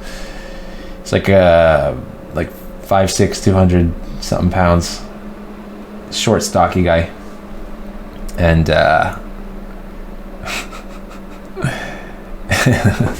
yeah, so gives me the key to his house. Nice guy. And he tells me this story about he's got a kid, his son, who like went backpacking. Like he just like he left and he doesn't talk to his dad anymore. He just like backpacks around and he doesn't communicate with him anymore. Anyway, and in my head I'm like, oh, that's kind of weird. I hope this isn't like I'm like his new son or something. That couldn't happen. So anyway, the week goes on. He's got like air rifles and stuff, and like we shoot air rifles. He you know, I can use the bathroom and stuff. I think I watched Kingsman: The Golden Circle on his TV. So that's cool. And then it's all this nice guy. And then one day he he's like, hey, Ron, you want a beer or something? I'm like, no, I don't drink. I'm okay, thanks. And it's like, okay. And he goes inside. I go to bed. And it's like 2 a.m. I'm asleep. I'm completely under all my blankets. Like, I'm completely covered. And then I hear him. He comes outside. And he just comes up to the glass. And I hear it. And he goes, Ryan, Bazinga. No, he doesn't say Bazinga, but he goes, Ryan. And I get up. Why is it focusing? I get up and he goes, like, I'm like, what? He's like, do you want to come dance naked with me inside? I swear to God, dude. I swear to God. And I just go, no. And he goes, oh, okay, sorry. He's hammered. And he gets in his car and just drunk drives out. And he's driving. Like, what the heck? And so I'm like, well, I'm not talking to this guy anymore. And so I'm like, all right, I'm avoiding this guy. And so for the next week, I was there for 2 weeks. It took like a week. It just took a long time for the part to get in. It's an easy fix, but it took a long time for the part to get in. And like, I'm using, thing is, my car, the car can't move. It's literally on jacks in front of his house. And I have an extension cord going from the outside of his house into my car. Yeah, here it is. So I can charge my phone in there. Like, I am just living in there. And he's, this whole, nice producer. This whole week, this whole second half of the week, he's just hammered. He's just on a bender, man. He's like, and it's just like kind of getting on my nerves. He's like, kind of like being like a punchy guy, like, you, like hitting you in the arm all the time. And like, I remember I went in to use a bathroom once and he's literally just like this. Just like passed out, just butt naked, dude. Just butt naked. Like, okay, Jesus Christ. And he's like, he'd come out and just be drunk and he's like, Ryan, sleep in the house, you're crazy. And I'm like, no, man, I'm in my house. And then it's just like, he's just hammered and he came out. It's like, Ryan, you're like a son to me. He's like crying and I'm like, I'm not your son, man. I gotta. You're like a son to me. He's like crying, like looking off in the distance. It's like, I'm not your kid. But dude, he's like, oh, you're crazy. Yeah. And he would like come and like, I'd just be lying in the back of my car because it's where I live. I'm just like on Netflix or whatever. I'm on his Wi-Fi too. That's why it's awkward. and like he like pressed his face up against the glass, like saying stuff, and then his greasy face print would be up against the glass, and yeah, it's kind of annoying. And I was just like, man, this is weird. You know, it's weird because I'm stuck at his house, and he's being nice to me, but also this is weird. So it's just like it's a weird situation. And finally, the part comes in. He's inside and he's getting hammered, and then I go over to Pablo. He's the mechanic, and he's like, "Hey, how's Andreas?" Because you know, like they talk in Spanish all the time, but I don't know what they're saying. And he's like, "How's Andreas?" I'm like, dude, Andreas está loco. Like he's drinking, he's crazy. And he's like, haha, yeah, he's like that. Like you couldn't have warned me, dude, before you like put my car in front. And yeah, anyway, get the car fixed, dude. The same thing when as I said before, when someone's working on a car, more men just come around and just accumulate, and they're all talking like, dude, at some point Andreas is gonna come out. His front door is open. We're working on the car right here, and so he fixes the car. He does the thing, and I got the thing, and like, bam, bam, bam, and I pay him, and then I move all of his tools out of the way. We like drop the car back down. My battery's dead because I kept moving the windows up and down all week without starting it.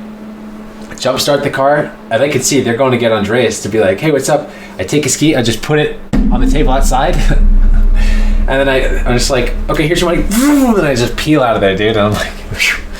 Because I know if he was going to be like, hey, let's keep in touch if I stick around. So anyway, I can show some of these photos.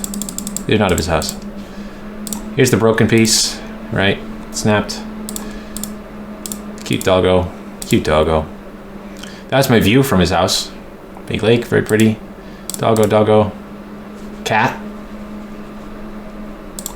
Dog. Dog. Dude, this was like... this is the main street. And this is after they won. This wasn't the final thing of the World Cup, but they won a match here. And it was pretty crazy, man. It's pretty crazy in the streets.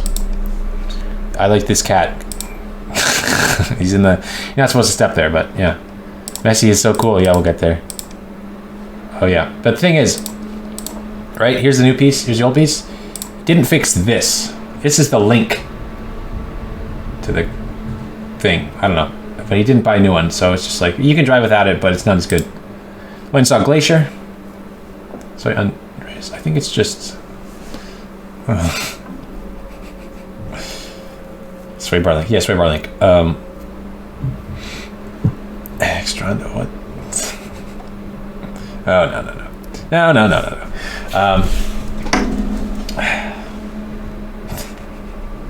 Anyway. Glacier's very pretty. There's a fox. Glacier.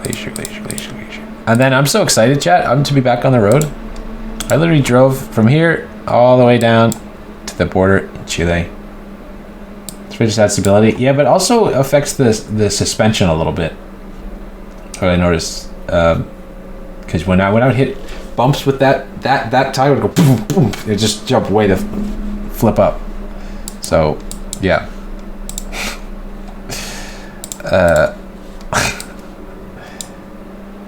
Anyway, go down here. Cross down Chile next morning. I don't have insurance for Chile, so I drive all the way to Punta Arenas. Can't buy insurance for my car, so like, well, I guess I just drive illegally without insurance, and I,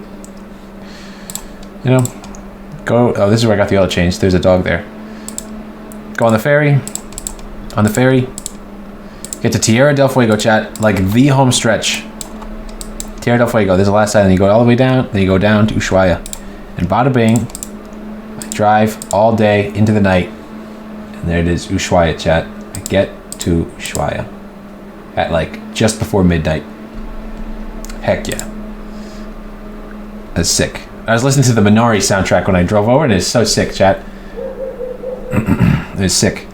But it was also like, because I was so, like, the whole, for like 2 months, for like 3 months, this has been like Ushuaia, that's the goal.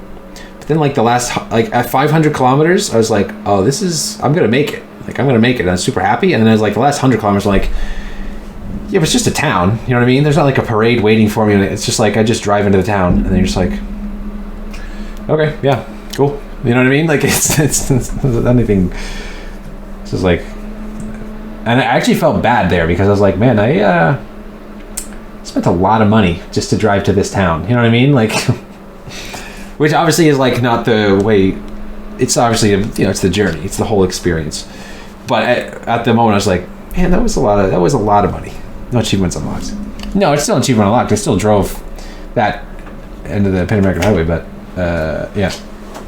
What's up? So that's pretty cool. And then here's where I slept in the city. What's up? It's very pretty. Then bam, chat, I'm at the very end. This is the actual end of the road. Right? Because it's Ushuaia, but then you drive further down, and then you go into the thing, then you go all the way down here. That's the actual end. W. Huh? And this is, okay, so when I stopped shaving, that's funny, I stopped shaving because one, my razor was, I had one razor blade for the whole trip since August. And so it's so dull, and it's just like, I was tired of shaving, and like, because I shaved my rear view mirror, it's like annoying. And it's also, once Andre started being weird, I was like, man, I should stop looking good. Because he thinks I'm good looking, you know what I mean? So that's why I stopped shaving. And I was like, I'll keep it. Yeah, but no, like, it fits the trip because, like, I'm dirty, I'm living in my car. So I'm like, and also, I'm never going to grow this again. I'm never going to grow this again. It's disgusting. So, bam. Get the photo there. The sign. This lady didn't really take a picture of the full sign, but that's okay. Very pretty. Bam, chat. That's it. That's the photo. That's the photo of the end of the road. This is actually the end. This trail there. This is it. Provincia de Tierra del Fuego. Yeah. Dope. This is like early December. This is December, like 4th, I think, 3rd or 4th, 4th. And then that's a very pretty national park too, whatever it is. Like, yeah, it's dope. So now, I talked to Alejandro. I was like, hey, about shipping my car, right? He's like, just tell me 3 weeks before, because it's more to plan out. I really didn't think this trip through, as you can probably imagine, right? I didn't plan for it. I kind of prepared a little bit for it, but I didn't plan for anything. It's just like, I reckon I'll ship my car back. And so it's like, okay, well, he said I can ship from Montevideo, because you don't really ship from Buenos Aires. Everybody ships from Montevideo. So now, and he's like, yeah, early December, we got somebody. So basically, the next couple days, I just haul all the way up. This is pretty. This is by Ushuaia. Back on the ferry, get across, and I just haul up Argentina. And this is, now I'm back. This is Uruguay. Like, I took like 5 pictures, just from Ushuaia to Uruguay in like 3 days, dude. That's a big. Look at that, dude. Vroom. Yeah, big dinosaur. And then as I'm crossing the bridge, right here, Alejandro texts me, and he goes, the other guy backed out of the shipment. There's a, like, you need 2 people. The other guy backed out for shipping from Montevideo to Houston. I'm like, oh, okay. How long? Like, he's like, all right, we'll work on finding someone else. So I just kind of find place on Overlander. I'm living in Parks, and it's like, oh, I'm not really going to be home before Christmas, am I? It's like, maybe I can sell the car. Like, because it kind of occurred to me, it's like, it's going to be a long, like, it's not, because here's the thing. People that do this, and there are actually, I met a lot of people that do it. But everybody, I did it so fast, like an idiot. Because everybody just gets to, like, I was there in like early summer. Everybody gets there by like end of summer. And then everybody, I don't know what everybody does with their car. People say they sell them. I don't know how you do that. Because I asked people how you sell them. And I tried to sell mine. And I couldn't. Some people were like, hey, we're going to sell our van. They were from like Germany. And I'm like, oh, how do you sell it? And it's like, oh, you just write. I don't know if you've ever seen the title of a car. But, there's a little part when you do sell the cars, you write like, oh, the next person is this. But then you bring it to like the DMV and they like exchange and you get a new title and now it's your car. And there's like, yeah, we just write the thing and then we give them the car. It's like, but that's still, that title is still your title, like with your name, like just because they wrote in pen on it. And so that's just like their plan, I guess. I don't know how they did it, but I'm sure there's a way. Like I read something about some people imported their car, like properly imported it into Chile and then sold it. But it's just like, that costs money and it takes a lot of time. You also got to find a buyer who wants a car that doesn't have AC. My car doesn't have AC. It doesn't drive straight. It's got like some missing parts. It's rusty. It's not even in kilometers. Like, you know. And it's just like, there's no parts for your car down here also. Like, and it's not like a super it's not a nice car. And it's like, I'm not even going to get a lot for it if I do sell it. I went to dealership, like I washed it and I brought it to dealerships in Uruguay, and they're like, that's not a thing. Because how are you going to do it? The only way is like to like illegally sell it. Illegally. I don't know if it's legal, whatever it is. You know what I mean? They're not going to be able to get documents. And like, just think of it, it's like, would you buy a car that you can't legally have the title for? No. Like, can you get them? Dude, when I crossed into Uruguay, I went to buy insurance in Argentina, and I was like, I don't even know if they're like, they couldn't do the insurance. They photoshopped my license plate onto an insurance thing. I still paid for the deal, so I think it's real, but I don't know. Rub a title and sign a piece of paper and get cash. Don't think they're strict about that, right? No, they are strict about it. It's the law. That's the other thing. Everybody's like, oh, it's just lawless down there, South America. No, it's like, it's like a proper place. Also, it's just not a rip up the that's not how it works. You know? It's like, it's exactly like how you do it here. Like, do you want to do that in the US? It's the same thing. Yeah. That's the other thing I noticed. Not everybody's like poor and suffering. You know what I mean? It's like, everybody's just like, oh, it's like third world, like the apocalypse. It's like, nah, it's just regular people. I mean, down in Chile, Argentina, and Uruguay, it's very similar. It's, you know, I mean, yeah. Dude, Argentina is the bomb. It's Mad Max down there. Yeah, it's not Mad Max down there. Peru looks like Mad Max because it's the desert, but it's not quite Mad Max. Central America was crazy, but that was because I was an idiot. You know what I mean? Like, everybody else I talked to were like, yeah, it's great. I just had a bad time there. That's all. There's some really terrible areas. There's definitely bad areas. What's your favorite country? I don't know. Chile, Argentina, Uruguay. Probably. That's where I spent the most time. Sarcasm. Anyway. So then it's like, alright. Christmas comes around. I just spent the month in December literally just living in the park. I'm also like upset with how much money I've spent. I was a little bit like, this wasn't really worth it, because he told me it's going to be like $6,000 to ship. It's not what I end up paying. It was much less than that, but he told me it's going to be $6,000 to ship my car back. He estimated me like $3,000, $4,000. I was like, okay, that's a lot, but yeah. And then he's like, yeah, $6,000. I was like, oh my god. Like, for just like I was doing the math, and it's like, I was estimating. Here's what I was estimating.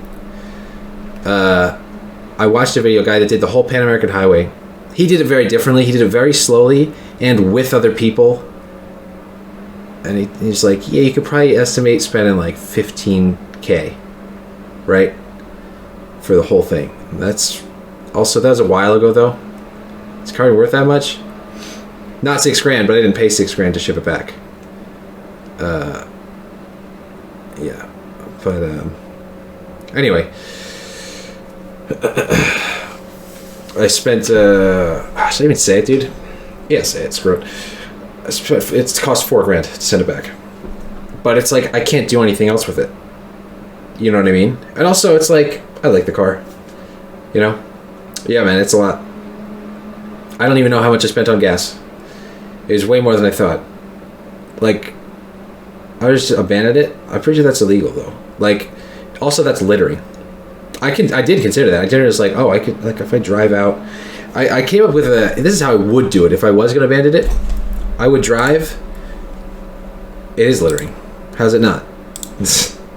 I just couldn't bring myself to do that. Just give it away as a bribe. They don't do bribes in Argentina and Chile, and I'm just not gonna. I'm not. Just because like it's harder and I have to just take the plates off and bury it. Oh, what, and burn the VIN off? That's a felony, dude. No. Like, it's there's just like I'm not gonna go commit crimes in another country like just because I have to spend a little more money to take it back. You know what I mean? And felony. That's so dumb. I won't kill someone because it's a felony. No. Burn it in Chile. No, dude. Like, because I was considering like I could just like drive it out into like the middle of nowhere and just leave it, give it to Andres. Yeah, it's like that's not really the right thing to do, is it? Like just because it's difficult and like I wanted to go home now and save some money, I guess. And the thing is, I still have to buy another car. Can you just take it to a junkyard? No. Looked into that too, and it was a no good. It's the right thing to do. I do think it was the right thing to do. It's like, yeah. It was the right thing to do. You just didn't have the balls. Nah. I stand by it, dude. I stand by it. You know, if I had found out a way to legally sell it, and it's like, yeah. But the thing is, I still need a car when I come back. You know what I mean? Like I would have to buy another car anyway, and I wouldn't have made like any money selling it. Like, thanks, guys. Anyway, do you what? Yeah. Do I what? Need a car? Yes. Steel Smiths. True. No, his car doesn't even drive, dude. Also, here's the thing. I was like, man, if I'm bringing this car back, I'm going to take it up to Alaska, too. So I'm planning I'll take it up to Alaska. No, I mean, I knew everybody's going to be like, oh, you suck for bringing the car back. But I don't know. I think if you're in this scenario, I think you probably would have done the same. You know? It's like, yeah, just abandon your car. Because, yeah, there's, like, it's illegal to, they'll come after you if you don't cancel the TIP. And you can't just leave your car, like, there's like laws, you know? Yeah, exactly. It's literally just like forehead. Just leave it there. Everybody's like, yeah, just sell it, forehead. Yeah, no. How will they come after me? Prosecution. Just pretend you forgore it. Yeah. There's part. Here's okay. So this was my plan of the best way I think you could get away with it. Right. Here's the plan. So, Chile, Argentina borders. They got some space in between them, right?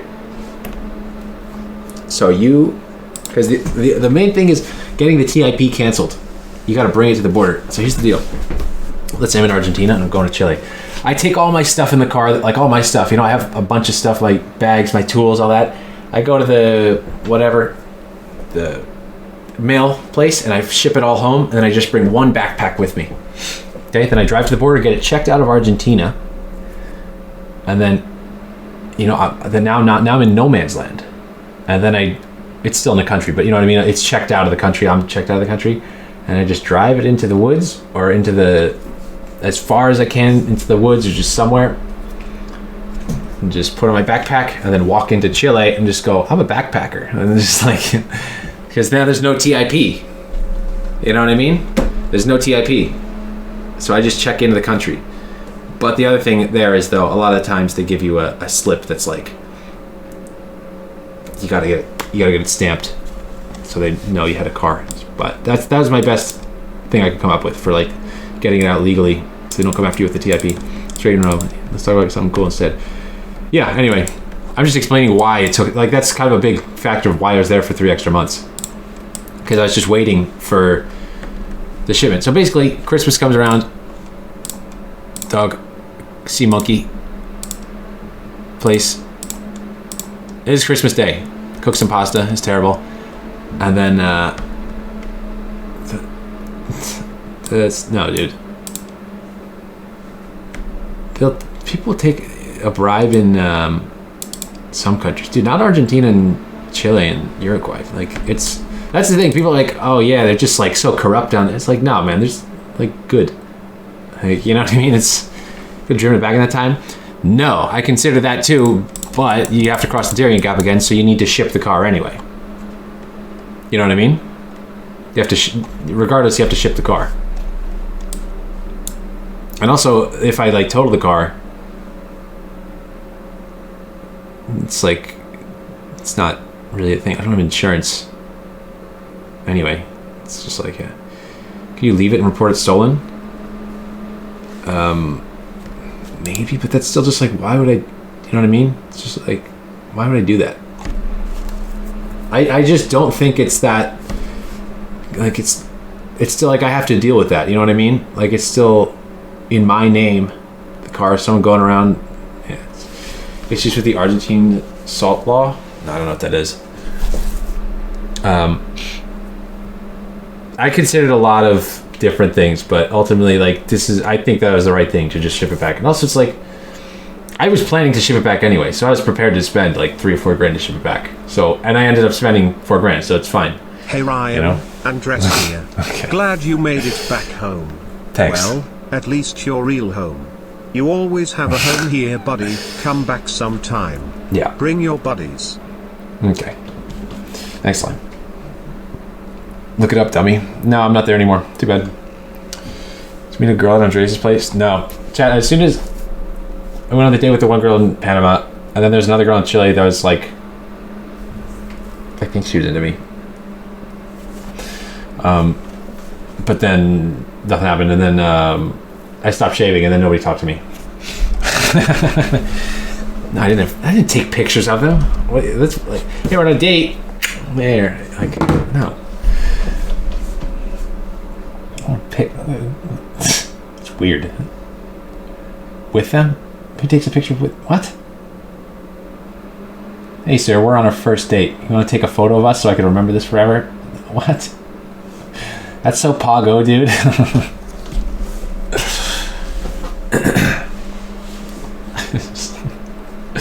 Anyway, so I'm in Uruguay on Christmas, and I'm like, all right, I can either go up to Brazil and see a new country. I was also like, I didn't want to spend more money, but I kind of was like, just have more experience, have a good time. Also, it's not so much money that I can't make it back living at home in less than a year. You know what I mean? If I get a job and just live how I normally live, in less than a year, I'll have made it all back. You know what I mean? It wasn't that much. It wasn't like, you know what I mean? I'd saved money since I started working, and I just, just for why not? I didn't have this trip in mind. The debt collector. Yeah, the debt collectors are getting some of it now. They're getting $6 grand. But I set them up on a plan, so it's like $130 for 48 months or something. Yeah. Moral of the story is, if you don't have insurance in America, just die. Otherwise you're gonna be paying something off for like 4 years. Yeah. But it's Europe, dude. I gotta do Alaska next.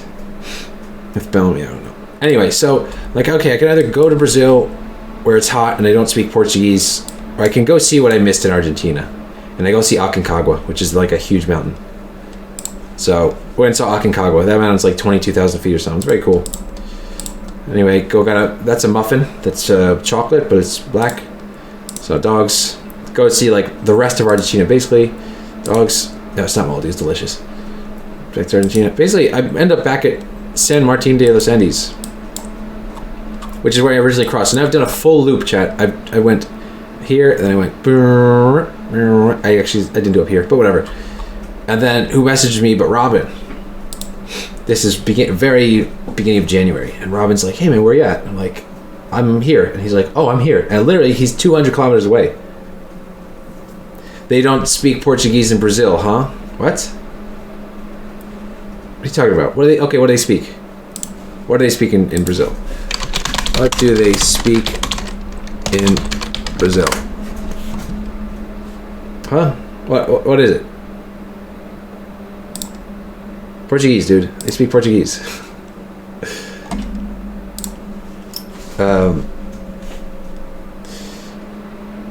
No, I don't speak Portuguese. Yeah, I don't speak Portuguese, so I wouldn't go to Brazil.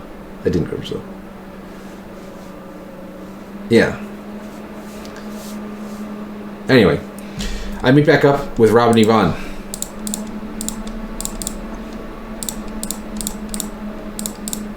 Bada bing. Okay, there's my license plate. There's Robin Yvonne. There we go. That's them. That's Yvonne. That's Robin. What's up, XL? They got a pretty dope van. They got like an actual bed, like a stove. We made a fire. Sick. And so here's the deal, right? You know, there's 2 routes.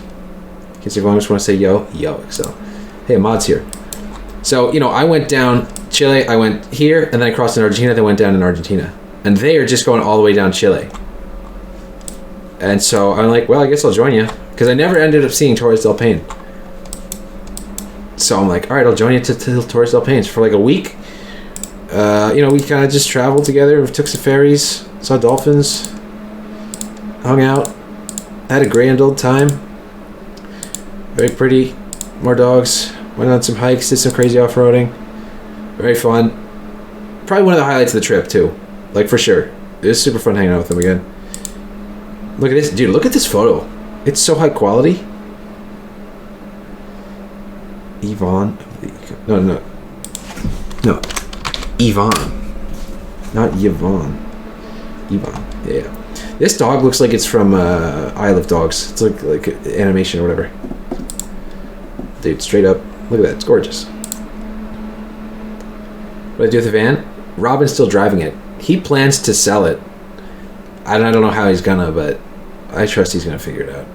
Robin's still down there. He's driving around for like another 6 months or something before he's doing some. So the biggest stock photos to make money back. You know what's funny, dude? This photo is on a bridge, and there's a lot of people taking photos. And then we get on a ferry, and then literally this exact photo that I just took, like the same spot, exact same frame and everything, is like on the advertisement for this place. So this is a common, yeah. Dustiest road ever. Yep. Very pretty. This Yvonne again, dog. Awesome camping spot. Dude, let me find. Awesome camping spot. This is all early January. Okay, this chat. Maybe I shouldn't show this on stream, but this was a restaurant, and I only took a photo because it was weird. Okay, this is a restaurant. That's it. Okay, that's it. I don't know if Kanye sponsored it, but it was weird, so I took a photo. Moving on. Okay, that's it. Anyway, went to the marble caves. Like, chat, this part of the trip was like, because the other part I was just driving the whole time, and I didn't stop and like enjoy stuff. I did a little bit, but not that much. So this part of the trip was like slower and enjoying. So I like this. Like, that's why I'm glad it took more time, because also I didn't even spend that much money on this second half of the trip. Should probably skip that one, buddy. Probably should have skipped showing it on stream, but that is a funny photo to just be like, what the heck? It's a WTF moment, am I right? Marble Cave's very cool. Another dog with 3 legs. Messi so cool. And then more dogs. All right, so you know, this haven't been to Ushuaia. So we literally end up, I get bubbles in my tire, so I got to get them changed. So we end up back in El Calafate, where Andreas is from. But now I'm just living at this gas station. I'm staying there, and I gotta look for a tire. And chat, a tire for my car, a new one, is $400. Nice haircut. Thanks, man. Well, it's all long.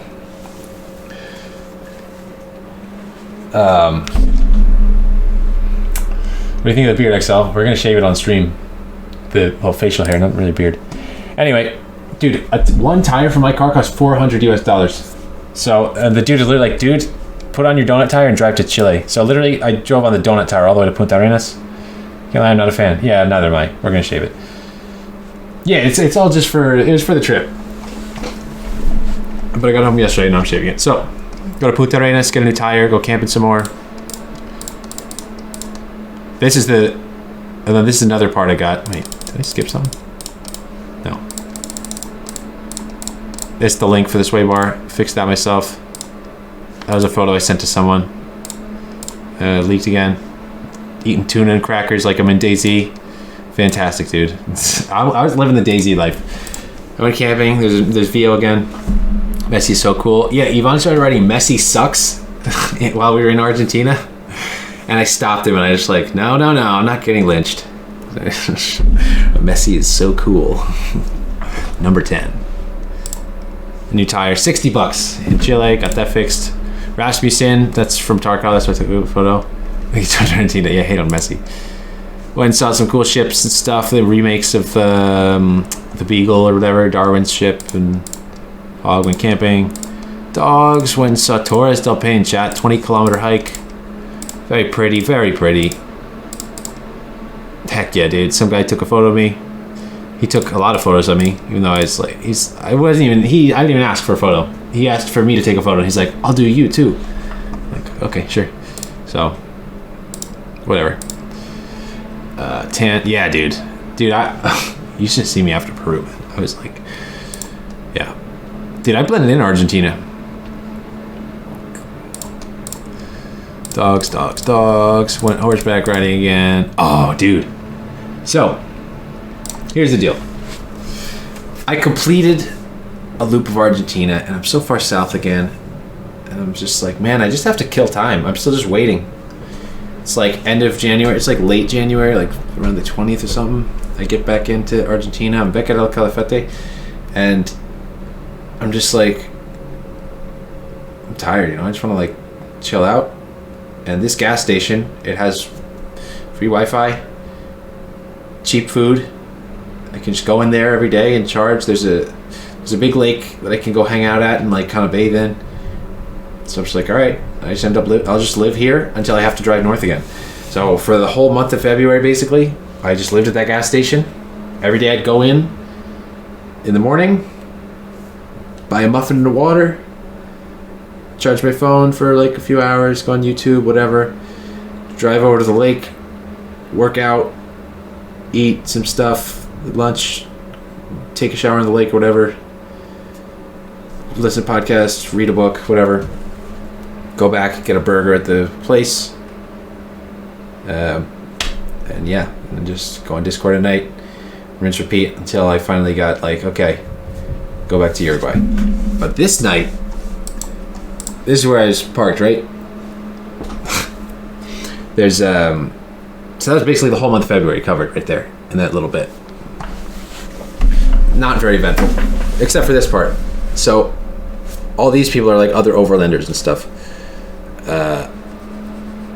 And then there's this car that's like, it's blocked into town. Like the cops blocked off the way out because this he's getting chased by cops, and he's just doing loops around the gas station. He's out of road, and then he gets stuck in this corner, and then the cops just boom, they just hit him. They like T-bone him, and then he starts yelling like, "Oh shoot!" There's like, this is right in front of me, right? I'm in my car here, and they T-bone him, and then like 10 cops come, and they rip him out of the car, throw him down, cuff him, throw him in the back of the car, and then just peel out. It's like, whoa, that's sick. And then yeah, anyway, that's cool. That's a dog sleeping upside down. He's not really like rolling over, stretching his back. He slept like that. That's how he slept. Another dog. Chatin, another cool place to go hike. I did drive somewhere else for a little bit, but I came right to the gas station. Mount Fitzroy. This is the Patagonia logo, by the way. This mountain for the clothing company. This is it. This is the mountain. So very cool. This is like my setup. This is like how I slept. I got a little blow up sleeping camping pad. That's my sleeping bag that I used as a pillow. Then I just had blankets. And I had The Hobbit. That's the only book I had. Big rig. This is the inside the gas station. The lake I stayed at. Dog. Washed my car because I'm about to go. Big dog. See penguins, chat. They're cool. Yep. Oh, this is on Argentina. This is as I'm driving back up. This is, beginning of the month. Then, oh, dude, I was at this gas station. And I'm like, all right, I'm going to eat my tuna. I just eat a lot of canned tuna. And so this cat came by, and I gave him a little bit, dude. And then, like, his buddies came. And then more buddies came. And then, like, more buddies came. There are, like, 9 cats, dude. Because I opened a can of tuna. And then, dude, he's, like, on my car. Like, trying to get in, dude. Like, look at this guy, man.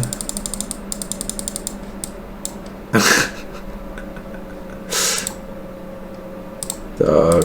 Go back up. Saw some sea lions. They look like bears. Keep doing it, yeah. Argentina, some parrots. Oh, this, dude.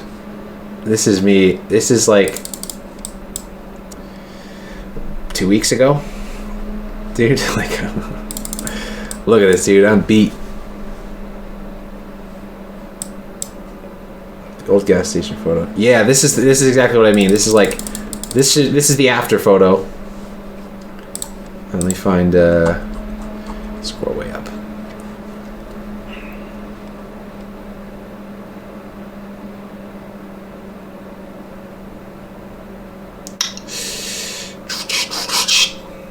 Optimum Prime. Hang on, I'm looking. Jesus Christ, what a trip, huh? There's so many photos. Where the heck is it? There it is. Okay, chat. So this is like early October. And like, I don't know, 2 weeks ago. Actually, when was this from? March 2nd, yeah.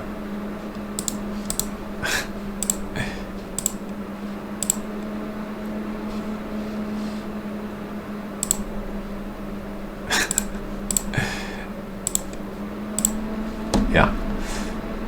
Yeah, man. Park in Uruguay, big wasp nest, dog thing. Oh, car's in the container. Then, dude, yep. Finally shipped my car. Okay, I took this photo, not because I like taking selfies. I don't like taking selfies, but there's this other photo that Yvonne was laughing at really hard. Oh yeah, no, back to present day. Dude, this photo, I look like such a... This is where he shipped. All right, so that's Robin, that's Spencer, that's Lua, that's me. I don't know why I look such a goober. I don't know the... I look so awkward in this photo. Like my smile is weird. I'm wearing like the hat and I look like a special kid. Like my arm is weird with the vest and I'm like, I got to, like, why am I, like my feet are like pigeons. And I was like, special kid goes back. I sent that to Yvonne. That's why I took that photo. Oh yeah, that's Alejandro. Yeah. This is in Panama. From Yvonne, Alejandro, me, W. Their van is behind my car. This is dope. See, dude. The hard hat doesn't help. Yeah, it really doesn't. This is, dude. Yvonne had like 4K cameras, 4K drone, 4K GoPro. Like he had everything. He was like documenting it nice. Like we saw dolphins at the coast. That looks like I'm scratching my butt, but I'm not. My hand is just like that. Dude, this photo is the best photo of the whole trip. Oh look, Excel's playing Sekiro. Look at this photo, man. Look at this. He took this with the drone. That's insane. This was at the one camp by the river in Chile, dude. This is the best photo of the trip, for sure. Like, look, I mean, it's such like a perfect photo. Jesus Christ. Like, yeah, Yvonne's trying to throw, there's me, there's Robin. Dude, that's funny though. We're just talking about, I think we were talking about Assassin's Creed and like zombies, like Call of Duty zombies up here. Like it's just casual, you know what I mean? Like it looks so epic, but then we're just like, dude, Black Ops 2 zombies, I liked Transit. It's pretty sick. It's like, yeah, that's it. But yeah, easily best photo. And we only climbed that mountain, chat, because I said we should climb that. It's actually, because it wasn't actually a big climb. It looks like really impressive, but it's like, that's not that far. You just walk up that side. But yeah, dude, best photo of the whole trip, easily this one. Very good. Oh, and then this was a film camera, and then I don't know why, but for some reason these are like, these didn't come through. I don't know if the light was hitting them weird, but this is a film photo for me in Colombia that Spencer took. Spencer is a guy from Jersey, this guy. He sent it to me, but I don't know where the S-U-B and U went. So, yeah. Anyway, then I went to Montevideo, hung out for a week in a hostel. Once the car shipped, and then I flew home on the 16th. Got home yesterday. And here we are, chat. How long did that take, huh? 3 hours? That's not bad. That's a long story though. Yeah, a very good time. Total cost, I mean, I'll just be honest, it's probably gonna come out to like 25 grand. I think. I didn't do all the math. That's about it. That's, yeah, I mean, that's a lot of money. Yep. Yep. But it was worth it. Still worth it. Wait, I thought it was gonna be like 15 grand. Probably comes out to about 25 grand. With gas being the big expense and also shipping the car, right?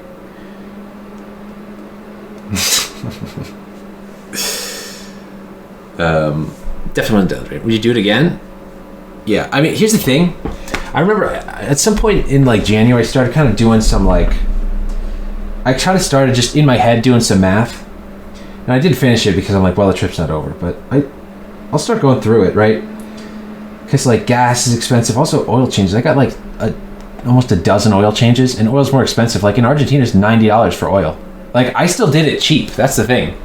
I still did it cheap. I spent like total $200 on lodging for 6 months. It was 7 months almost. I left August 27th and I got back yesterday. How many days is that? Like 200 days? I spent like $200 on lodging. Like that, straight up, that's it. For that whole time. I had to get vaccinations, which costed money. And I also, there's a lot of spaces, I had I have to buy all my water. I spent like $500 on water. Yeah, dude, had to buy malaria pills. I don't know if you had to. I didn't know where I was going, so I think it'll be best. And I'm glad I did. Laundry, I did it like 5 times the whole trip. So it didn't only cost like $30. I did laundry 5 times probably the whole trip. Gas was too much. I still have to do the math to do that. Like it's just, I don't know the prices in all the countries. It's just, yeah. But I mean, I drove like almost 40,000 miles, you know.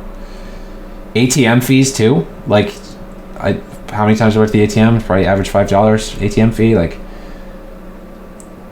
what if I went 40 times? It's like $400. Wait, no, that's not how it works out. It's like $200. I'm an idiot. Food. I still went cheap on food. I'm like for the month of February, I spent like the whole month of February. I spent like $400. That's not bad at all. Pay for gas with card, cash, or both. Both. Yeah. In the beginning, I was doing cash a lot for some reason. I was worried. It's just in my head like, if my card gets like declined for something weird and I lose my card, that's gonna be a nightmare. So I'm like, I'll just pay cash. Which is like, but then you spend more on ATM fees, go to the ATM all the time. And I just use the card after a bit. But yeah, gas is like, that was a tough thing. I'm estimating, in January, I estimated $2,500 on food. That was in January. I'll probably say, playing a frat party on Saturday. Want to come? Are you actually playing a frat party? Wait, tomorrow? I don't know. Maybe. Should I? Sure. I don't drink though. I don't like parties. Next Saturday? Are you serious? You want to actually go to a party? What am I gonna do there though? It's gonna be awkward. I'll go, but it'll still be awkward. Oh yeah, idiot tax. Like times I like lost money for dumb reasons. Right? Like when I was gonna go to talk about Brazil, I didn't go. Car insurance. You have to buy car insurance for every country. That's another expense. Plane rides. I had to fly from Panama to Colombia, and I got, it's cost me $700 to fly back. Just act like you did. Oh, it was great. It was a great time. Yeah. Went to Sao Paulo. Went to Porto Alegre. Learned Brazilian Jiu-Jitsu. Fantastic. National parks and stuff. You have to pay for it, like different activities. Ship in the car. Also, I probably spent about $1,000 in repairs. Oil changes, I probably spent almost, probably like $800 on oil changes, just because I got so many and oil's expensive down there. So yeah, it's just, you know, it adds up. It's like just a bunch of small things. You know, also getting robbed for $500, like that wasn't in the budget. You know, like, do you want to change yourself? No, that's one thing I would have, like, I don't have the, where am I going to put the oil, you know? And like, I'd have to bring it somewhere, and I'm not going to dump oil somewhere. How many miles you put on the car? I bought the car for my dad for $10 with 156,000 miles, and it's at just over 190,000 miles now. I did about 10,000 miles in the US, and the rest were down there. So I don't know what that is. That's almost 40,000, right? And I still have to check. It's getting shipped to Houston. And it's, then I have to drive it home from Houston too. And I might go up to Canada for a weekend. Is it manual? No, it's automatic. That's the hitter again. Yeah, I actually bought my plane ticket today. $60, non-refundable because it's $60. But yeah. So yeah, now I have to make some money back because that was a lot of money. Dude, I feel like I'm so lucky to be able to like do that thing though. Like, I remember driving in Colombia, and I was like, dude, this is such a, like, I know I'm paying for all of it. It's like, what a privilege. You know what I mean? It's just like, this is such a unique experience. It was insane. Like, I was so fortunate to, like, I made garbage. I was making below minimum wage at my last job, but I live here for free. So I just saved it all. So that's why I was able to do this. Like, imagine if I had, I could have, yeah. Most people plan this kind of thing out for like years, and they have like their setup. And I didn't plan it out for years, but I feel very happy I did it and lucky. It's insane. It was very cool. Saved it all. Meanwhile, you're tier 3 myself. Yeah. Dude, the other thing is, I got the YMCA membership for like swimming and stuff, and I was like, yeah, I'll put it on hold for 3 months. Also, when I say 25 grand estimate, like total, that's just because like I'm just watching my savings account go down. Honestly, it's probably gonna be a little bit. That's not including like the $6,000 medical bill. I'm down so much money. I gotta get a job soon. I gotta, but I can make it all back as long as I don't go crazy again. Then that's fine. So yeah. It's kind of like, dude, it was hard coming to peace. Like, dude, I was pretty miserable because I was like, man, I spent a lot of money, and because I don't spend money on anything normally. I really don't. I don't eat out. I don't do anything. It's always like, it's hard, but it's fine. It's worth. You know what I mean? Like, the alternative is just me being miserable at the same dead end job I worked for 4 years, just more of that, and not do anything. But now it's like, dude, I went to like 14 different countries and stuff. Like, is crazy. You know what I mean? Dude, look at all the. Dude, I got like all these stamps. Look at this, man. Look how many Chile stamps I have. I'm a social studies teacher. Yeah, it's crazy. Anyway, it is weird talking about money though. I hate talking about money because it's weird. Because like I don't think of myself as like a rich person, but it's like. Because I'm just made garbage, like it's garbage pay. It's weird. Money's weird, but it's like I guess I am rich. Not anymore, but I guess I was rich. You know what I mean? So, any more questions, or should we just shave the beard now?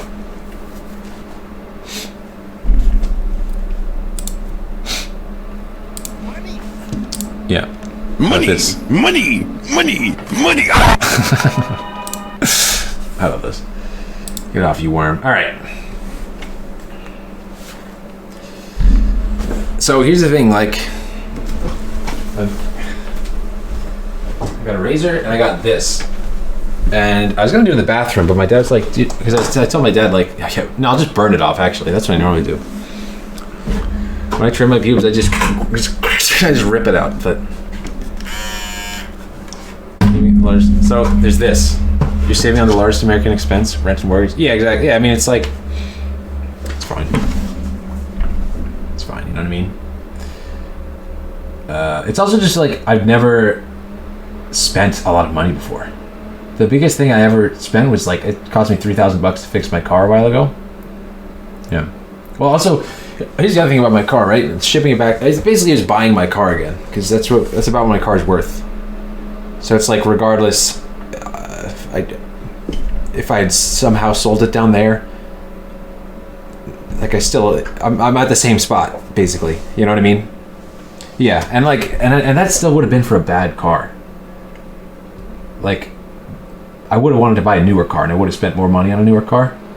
It's from 2002, and it's like I would have bought like a 2008, 9, 10 car. It would have been like 6. I would have spent more money because for something that lasts longer. That car cost me $10 to buy. I don't know. It's fine. So he said do it in a bucket because I was gonna do it over the toilet, but you can't see it. I don't know. I've never used one of these though because I've never had enough. Or should I just try? Should I just try and like? That's so gross, dude. Should I just try and? No, that's not gonna work, right? This is too. What should I do first? The sideburns or what? Yeah, okay, I'm not gonna do it. Should I do what? This first? Should I do the mustache first? Should I sideburns first? I feel like I'm gonna do this first. Dude, it's gonna be so hard in the. I don't know. Does this thing? I've never used it. Does it send it flying? What do you mean, mustache? It's right there. It's light. It's actually white, partly. I'm definitely gonna end up like shaving part of my head by accident. How much does it send this stuff flying? I don't like that I don't have a mirror for this.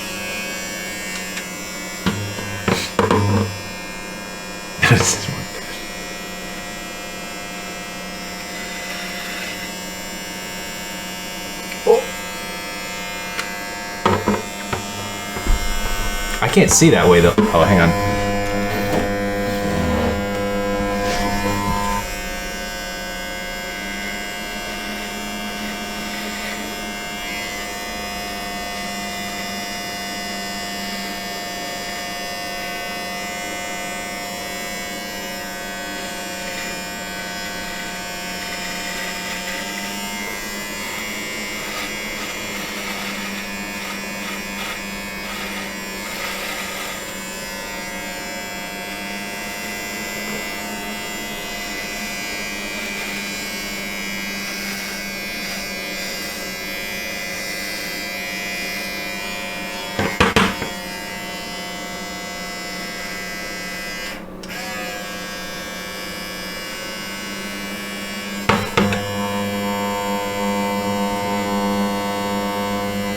Probably make sure my hair's all the way back.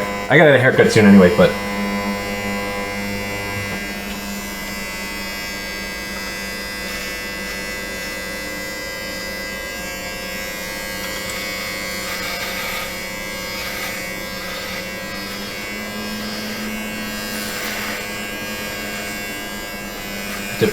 family owned Italian restaurants. Chad, I will say, wow, dude, it's not done yet, but that's still already way better, huh? What's on Bo Jiden? I like his tier list online, the AI tier list. Dude, that's already so much better though, huh? A little bit. That's literally, yeah, I don't know. Dude, I was watching those Joe Biden, Obama, and Trump make like a Halo tier list, like Halo game tier list. People would think I'm like a political guy because they can't understand the language that I'm watching the video in. It's like, no, I'm just watching them rank Call of Duty games in AI. But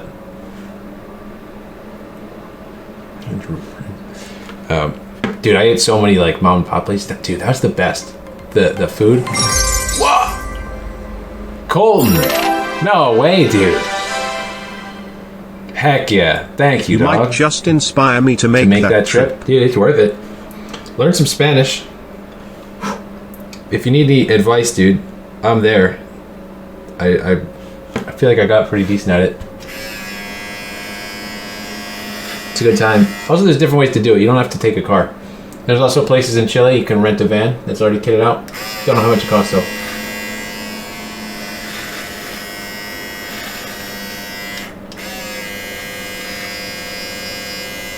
I'm gonna leave the mustache for a second though.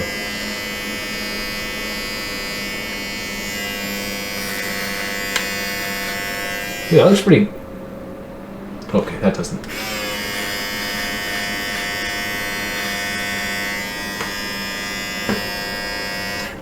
I gotta look at the mirror. It's not high. I gotta look in the mirror. Sorry.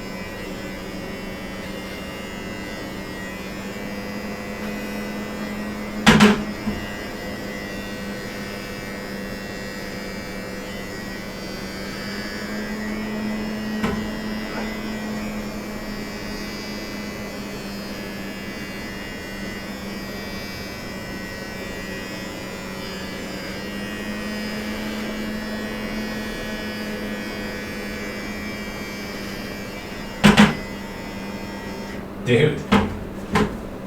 They actually look good.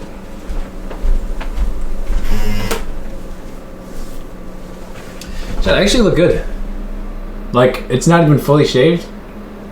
I have like scruff or whatever. I don't know, whatever you call it. Dude, I look so oh, I look so much better. Oh my god. Back in there. Okay, so it'll miss the spot there. Dude, how much younger do I look though, for real? I look so much younger.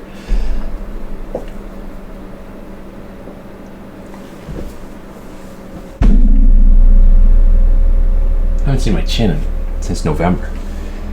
It could be my son. Dude, he was crying. It's not Dude, that was the thing. I had not shaved in like 3 days, so it was like a little grown in, but yeah. Dude, I look fantastic. I do look pointy though, huh? I got like a pointy face. Do you think, alright, I've always thought about this. I got a pointy like nose and chin. I don't know.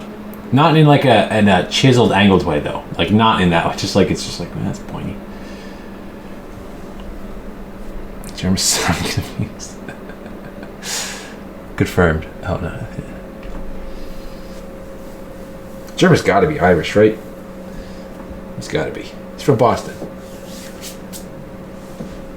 What's his last name? Albertson? That doesn't sound Irish though, is it? Dang, man. Did I get the sideburns pretty even? What's up, Bennett? It's just not high quality enough for me to like see anything. What said your name? Ah, dude, and like, dude, it's so. That's actually like more there than I thought. That doesn't even look.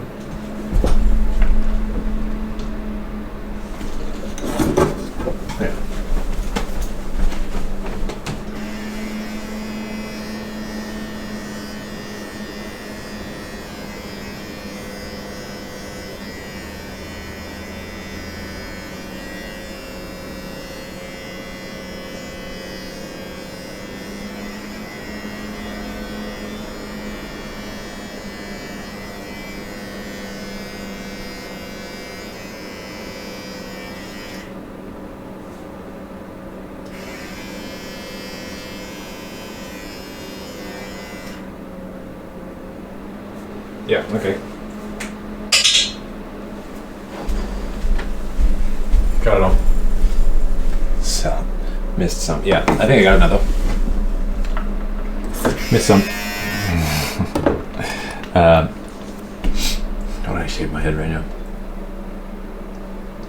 What the?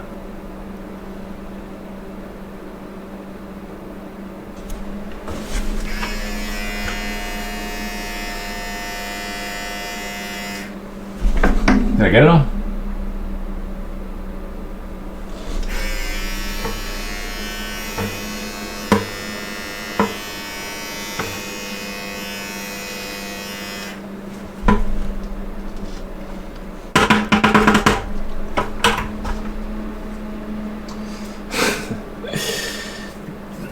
Just needs to sit and get beers and beers.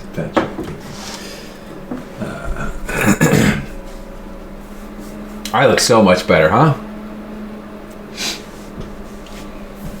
Should I keep my hair long? I don't know. It's all back right now. It doesn't always look like that. Sometimes it's kind of more like... It's kind of e-boy though.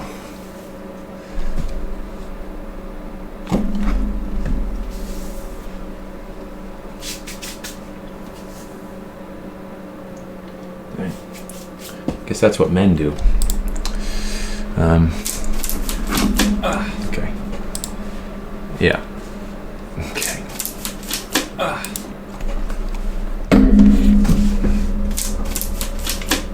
Dude, I look like taller. Right? Or my neck looks longer, at least.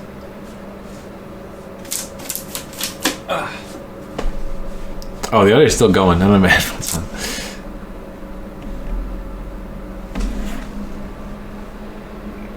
Chat. Guess how much weight I started at 140 when I left my house. I started at 140, 140 pounds. When I was at Hittakers before I entered Mexico, it was 135 pounds. Guess how much I weigh now, since I just got back.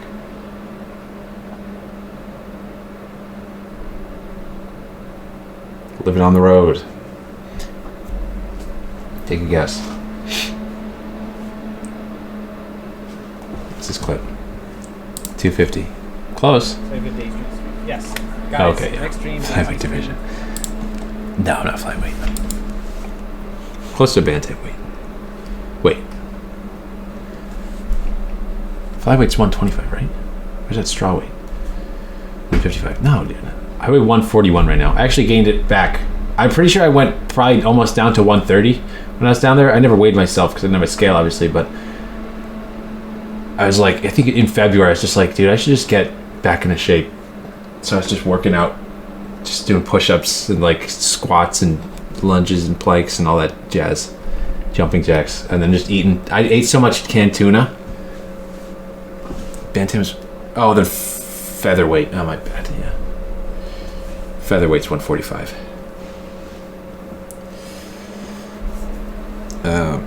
Dude, bantamweight's fun. You ever watch Sean O'Malley? I love watching that guy fight. He's so entertaining to watch. I love watching that guy. Anyway, I gotta go back to judo. Yeah, Chad, that's the other thing. I gotta go back to judo. Your computer now, it's on the desk. Yeah, that was my concern.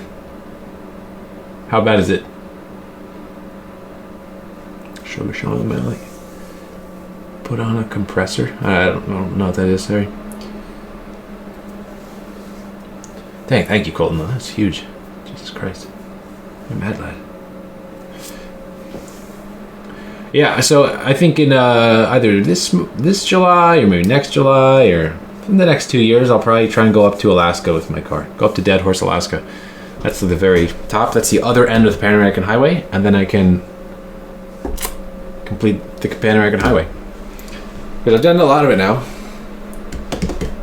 Very different part. They're very different parts. You know what I mean? Going to like up northern Canada and Alaska versus like South America. It's very different. Very interesting. Dude, if you want an adventure, for sure, do that kind of thing. And that didn't even send hair flying everywhere. A little bit, but not bad. Okay, actually more than I thought. Gross. Wicked beard, thanks. Anyway, well, now, the last thing, I guess, to talk about. Only thing to talk about. Not the only thing to talk about. But, now that I'm back, chat, I'll be streaming. Here's my plan, right? My car actually doesn't get till Houston till April 17th. It's supposed to get there, but that can always change. But I got a month where I'm just gonna chill out. I'm just gonna chill out for this month, you know. So yeah, I'll just stream some more. I don't know when would be a good time to stream, because I do want to get back into it. I'm also working. I'm trying to figure out the Digathon too, and doing those kind of things. And I got a few things I'm looking into. And here's okay. I had some other stuff. Right, some games we can play. That might be fun. I wanted to do things I wanted to do was like 100-day challenge of surviving in Zomboid with sprinters in Louisville. So I think that would be fun. We have Doom Eternal. I bought that, I think. I bought Fallout 3. Actually, I got it for free when it was on sale. For free. Yeah, Fallout 3. The new Zelda game's coming out pretty soon. I know that. That's going to be fun. I got my Switch there. We're definitely playing that. That's going to be super fun. We have... where the heck is it? We could play Tarkov. I don't really want to play Tarkov too much, though. Honestly. Where the heck is it? Dad, I got some weird ideas for streams, but it's like, I don't think that's going to work out. I want to do like a diner dash, like an IRL diner dash stream. Like I gotta like be in a diner and do stuff. Yeah, some of these are kind of weird. But games. We also, also Metal Gear 5. Got that for Christmas from our old pal Hideker. Her float is tears anyways. Yeah, I know. I'm gonna go check out Streets of Tarkov on my own time, but yeah. That's about it. Metal Gear Solid. Yeah, do you think that'd be fun? A cigarette stream where I get addicted to smoking?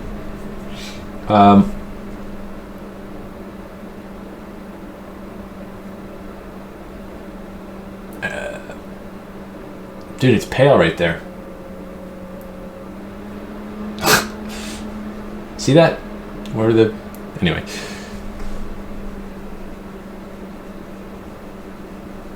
Yeah, I can beat nicotine. Yeah, I think I can beat smoking. If I was addicted to smoking, I think I could stop smoking pretty easy.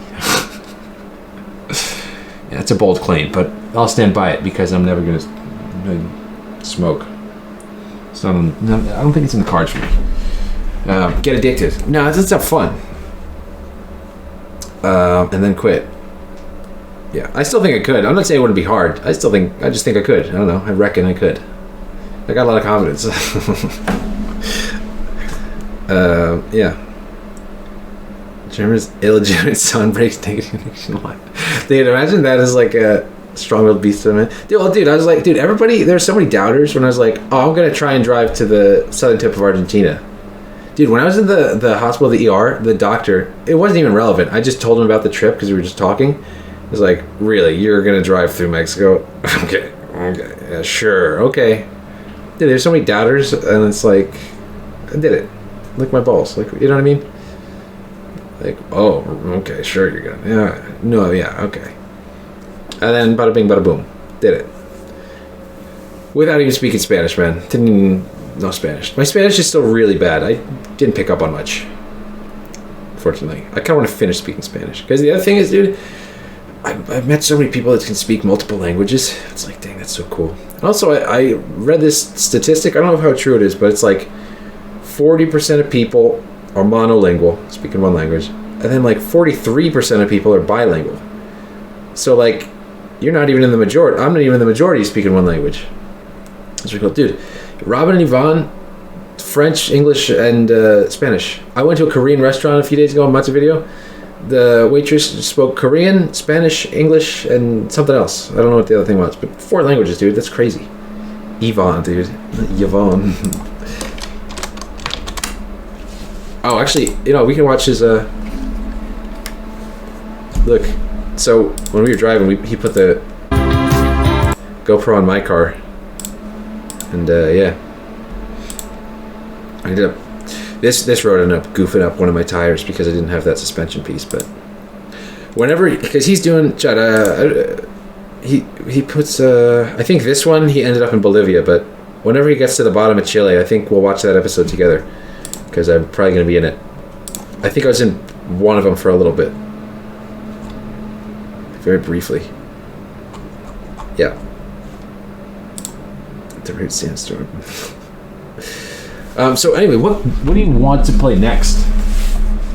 Like, also though, there's here. All right, look. I have Elden Ring. I do have Doom Eternal. I forgot about that. You have Fallout 3. I don't know what do you guys want to do? Because I don't know. Shut up, Smith. Nobody. Dude, who cares about CS:GO? It's such a boring game. I don't know. What do you guys think? I'm also do just chatting streams, obviously, but CS:GO 2. No, dude, I played CS:GO 2. That's gonna be the most boring thing ever. The top rank in Halo 3 Slayer. I don't know. Nah, I don't want to play that. Well, Elden Ring. Timeout. What's 1_1?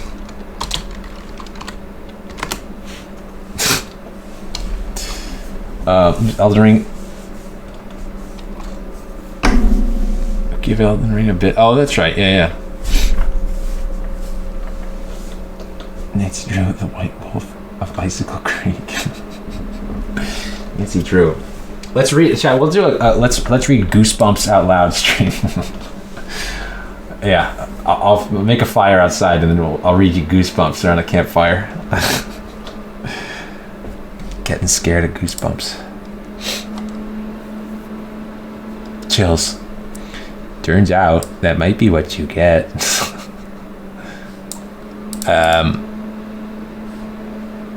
Play something fun. Harry Potter game? Nah, I gotta buy that. Chad, you gotta remember, I'm out of money. Rocket League. No. Dude, Rocket League is, I don't know. I've played Rocket League. I'm like, that's not great. Torrent? Sons of the Forest? I saw that too, but I don't know. Resident Evil 4 Remake? Maybe that. That's the other thing. I kind of only want to do things I want to do. Which makes sense, I think. But online chess? Chess? See, I feel like chess, that's a board game, so it's like, so that's something I do when the power's out. That's my take on board games. $30. I feel like everybody played already. It's super buggy, right? I also didn't even finish the first one. Where's my... Hang on. I got a cool thing. What about Fallout 3? Do you think Fallout 3 would be interesting? Because I've never played it. It's not mid. Okay. Kenshi, Doom Eternal, Cyberpunk, Missing Hiker, with mods. Well, I played vanilla first time. I didn't buy Cyberpunk. Moonbase Alpha, Sims, TTT Night, maybe. Chad, if you're not in the Discord, by the way, join the Discord. It's a good time. Also, so the whole trip, there's a Hitaker made a channel because he was posting for the first like 10 days where I was in Central America, and basically you can just go. I kind of archived it, so you can't type it anymore, but you can just scroll back through it if you want to like see what the deal is with the whole trip. You can look back on all of it and just see what everyone's saying about it.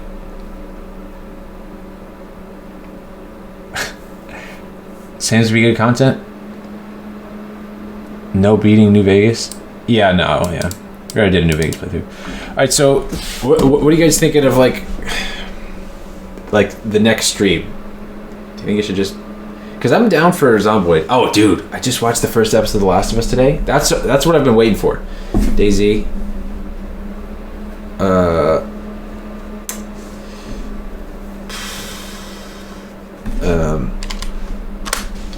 What was it?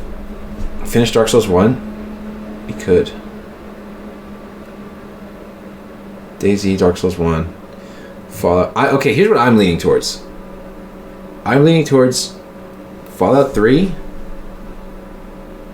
Zomboid, and what was the other thing we were talking about? This game called Missing Hiker. Oh, did you see that game? Fallout 3, you think? Yeah, I think maybe Fallout 3's next. Hopefully, folks stick around. It should be fun. I don't know. Dude, I want to do more like fun, goofy stuff. Like, dude, I'm actually trying to do the Digathon. I'm actually going to try and do that. The Digathon would be so much fun. Like, that kind of IRL stuff, that'd be sick. And then I have a few others, but it's like, I don't know if I should say it yet. Last of Us PC remaster? Maybe. Yes to what, Kush? Last of Us? I would actually play it again, but I'd have to buy the game again. Because I played it like 5... Dude, I beat it on Grounded. That was hard. Dude, it feels so good. Any Nintendo content? Literally only Breath of the Wild, and I already played that. Send me the bill. It's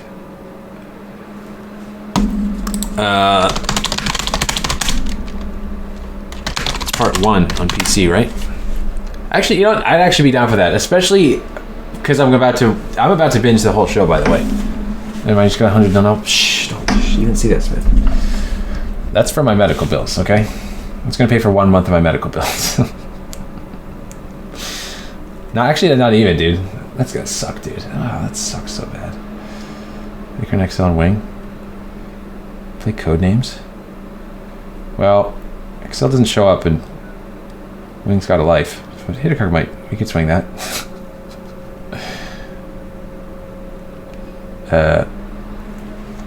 Honestly, I also do want to play DayZ with Hitchcock though. I don't know. When should they stream next too? I don't know. Like, what's a good time to stream? That's the other thing. Like, I'm free this month, so I don't know. What do you think? Just like evenings, right? This weekend, I'll stream. Yeah. I'm free all day. Chat, I'm so excited to stream. Like, it's crazy how much. Even though I don't really know what I'm doing, I'm still just, dude, I was thinking about it like, dude, I'm gonna get back. I'm gonna go live. I was so excited for this stream. Like, I missed it a lot. 24-hour stream? Probably not. Probably not. I don't think that's, like, I've done a 27-hour stream before, and it's like, it's not really, like, yeah, the feat of it's cool, but since I've already done that feat, you know what I mean? It's just not a good time. Just messes up your schedule. Also, my brother sleeps here. Behind this is like the headboard of the bed. That's his bed right there. So, yeah. God, I'm just gorgeous, man. Anyway.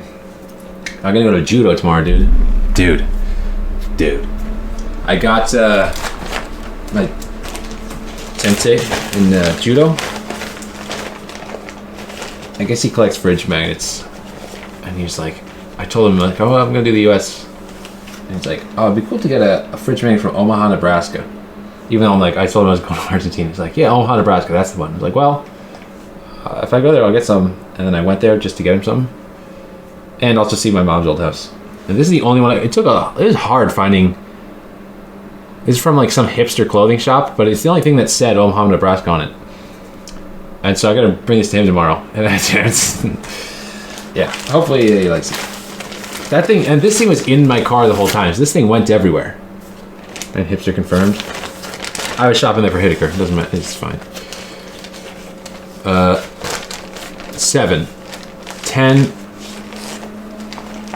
It's 10 for you, right? Yeah, it's like 6 p.m. Okay, yeah, I'll just go live after whenever it's off work. So Omaha, Nebraska, yeah. Yeah, it's Omaha, isn't it? Yeah, Omaha. Chat, the other thing, I didn't clean my ears the whole time. I cleaned my ears yesterday, it was insane.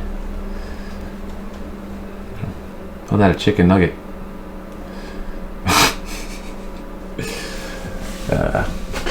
I don't know. Let's see if I get a haircut too. I'm in Omaha right now. Why? Do you live there?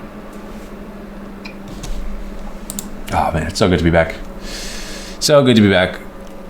Oh, March 28th it's coming out. Well, that's close to me. So Nebraska was not that bad. I know that's like the meme state. It's like, let's flyover state, which it is. But Omaha, dude, Omaha is actually nice. Omaha's a nice little city. You know, it's one of the few cities I actually went and walked around a little bit. But then I went to the yard later that night, so you know, maybe it's Omaha's fault. When does Legend of Zelda Tears of the Kingdom? That's the next one. Oh, dude, this I'm so excited for this too. It's a mini Chicago. I've never been to Chicago. To be in the middle of Iowa. Dude, when I was in the ER in Iowa, I was like, it's gonna suck if I die in Iowa. Of all, like, that's the worst. Sorry, man, but Iowa sucks. It's like, really? Iowa, huh? It's just there's nothing there except the Iowa State Fair. That's the only thing I know in Iowa, right? What's up, Billum? Why ER? Oh, you missed it, dude. You gotta go back like 3 hours to the VOD. Chest pains. What's up, Billum? Billum, I shaved. You missed it. What up? I got chest pain. Yeah. Dear Mister, I'm too good to call it right, my fans. Chat, I got so much music, but I didn't have service for a lot of it, so I was stuck on like a music thing I haven't updated since I was like 19 or something. That's the last time I updated that music. It's just like music I like, but I don't listen to anymore. It's like I stuck. I listened to that so many times. Like I know that playlist by heart. Like when this song finishes, this next one comes up. So, but good times. Anyway, what should we do now? Should we end? I don't know. It's getting, I guess, kind of late. Bo Burnham playlist. It is in there. Literally, I bought like, I was really into Bo Burnham when I was doing stand up and stuff in high school.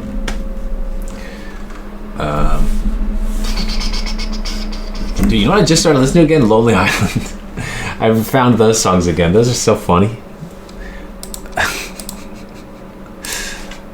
Alright, I'm gonna. Should I end stream? I don't know. Anything else to do? I think I'll be back tomorrow. So I'm trying Marby's. Oh, I don't think. If I have Marby's installed, yes. And stream, yeah. I think tomorrow I'll come back. I'll go live. Watch 10 hours of Patrick coughing. I've been there, done that.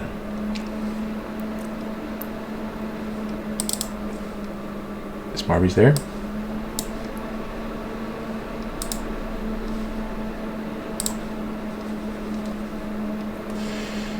Hey, Augusta. Don't follow Boom's Twitter. Who's going nutto mode?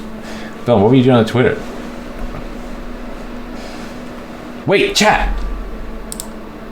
Oh, no, I already showed you. Yeah, I saw Bill. I showed you the photo. Chat, I love having a photo of Bill in my wallet. Because every time, you know, I gotta show my, like, stuff all the time. I would show them, I go, Esta mi amigo, Bill de Canada. Anytime someone brought up Canada, I'm just like, oh, I got a buddy, yeah, Bill up there. Dude, so many people. I've been showing Bill's face all over the planet. Anytime, like, I have to open up my wallet, you know, it's like a cop needs my license, I'm like, mi amigo. Yeah. Not a mode, I'm just speaking truth. Uh-oh. Dude, I feel like whenever someone says, like, I just speak the truth, they're always selling something or something, you know what I mean? Like, I just, you know, they're not always selling something, but I don't know, it gives me bad vibes. I've been all over the world. Yeah. It's like Andrew Tate. He's like, he's selling something. That's why he's doing all that. He doesn't care about, like, he just wants you to go to Hustlers University. Anyway. Marby's is not working. I don't know why it's bugged. So I guess, chat, we'll end stream. Good stream. Very glad to be back. The new setup is great. So yeah. Anything else? Any other questions? I feel like this was a good stream. Like, I feel like we covered everything. That was a long stream, but yeah. I'll see you tomorrow, I guess. I'll probably go live tomorrow at some point. So yeah, adios. I hope you enjoyed your stay. What time should I go live tomorrow? Any recommendations? It's Saturday, so I don't know. We'll do whatever. Good stream. Thank you, Kush. It's good to have you guys back. Hope to see you around at more streams. So I'm just not going to get another job. I'll just be a full-time streamer. Yeah. W stream. Thanks, man. It's very good to be back. Dude, I actually really like my new setup. It's just so much bigger. Like it's I have so much more space. It's insane. Okay. Anyway, adios, buenas noches. And yeah, see you tomorrow.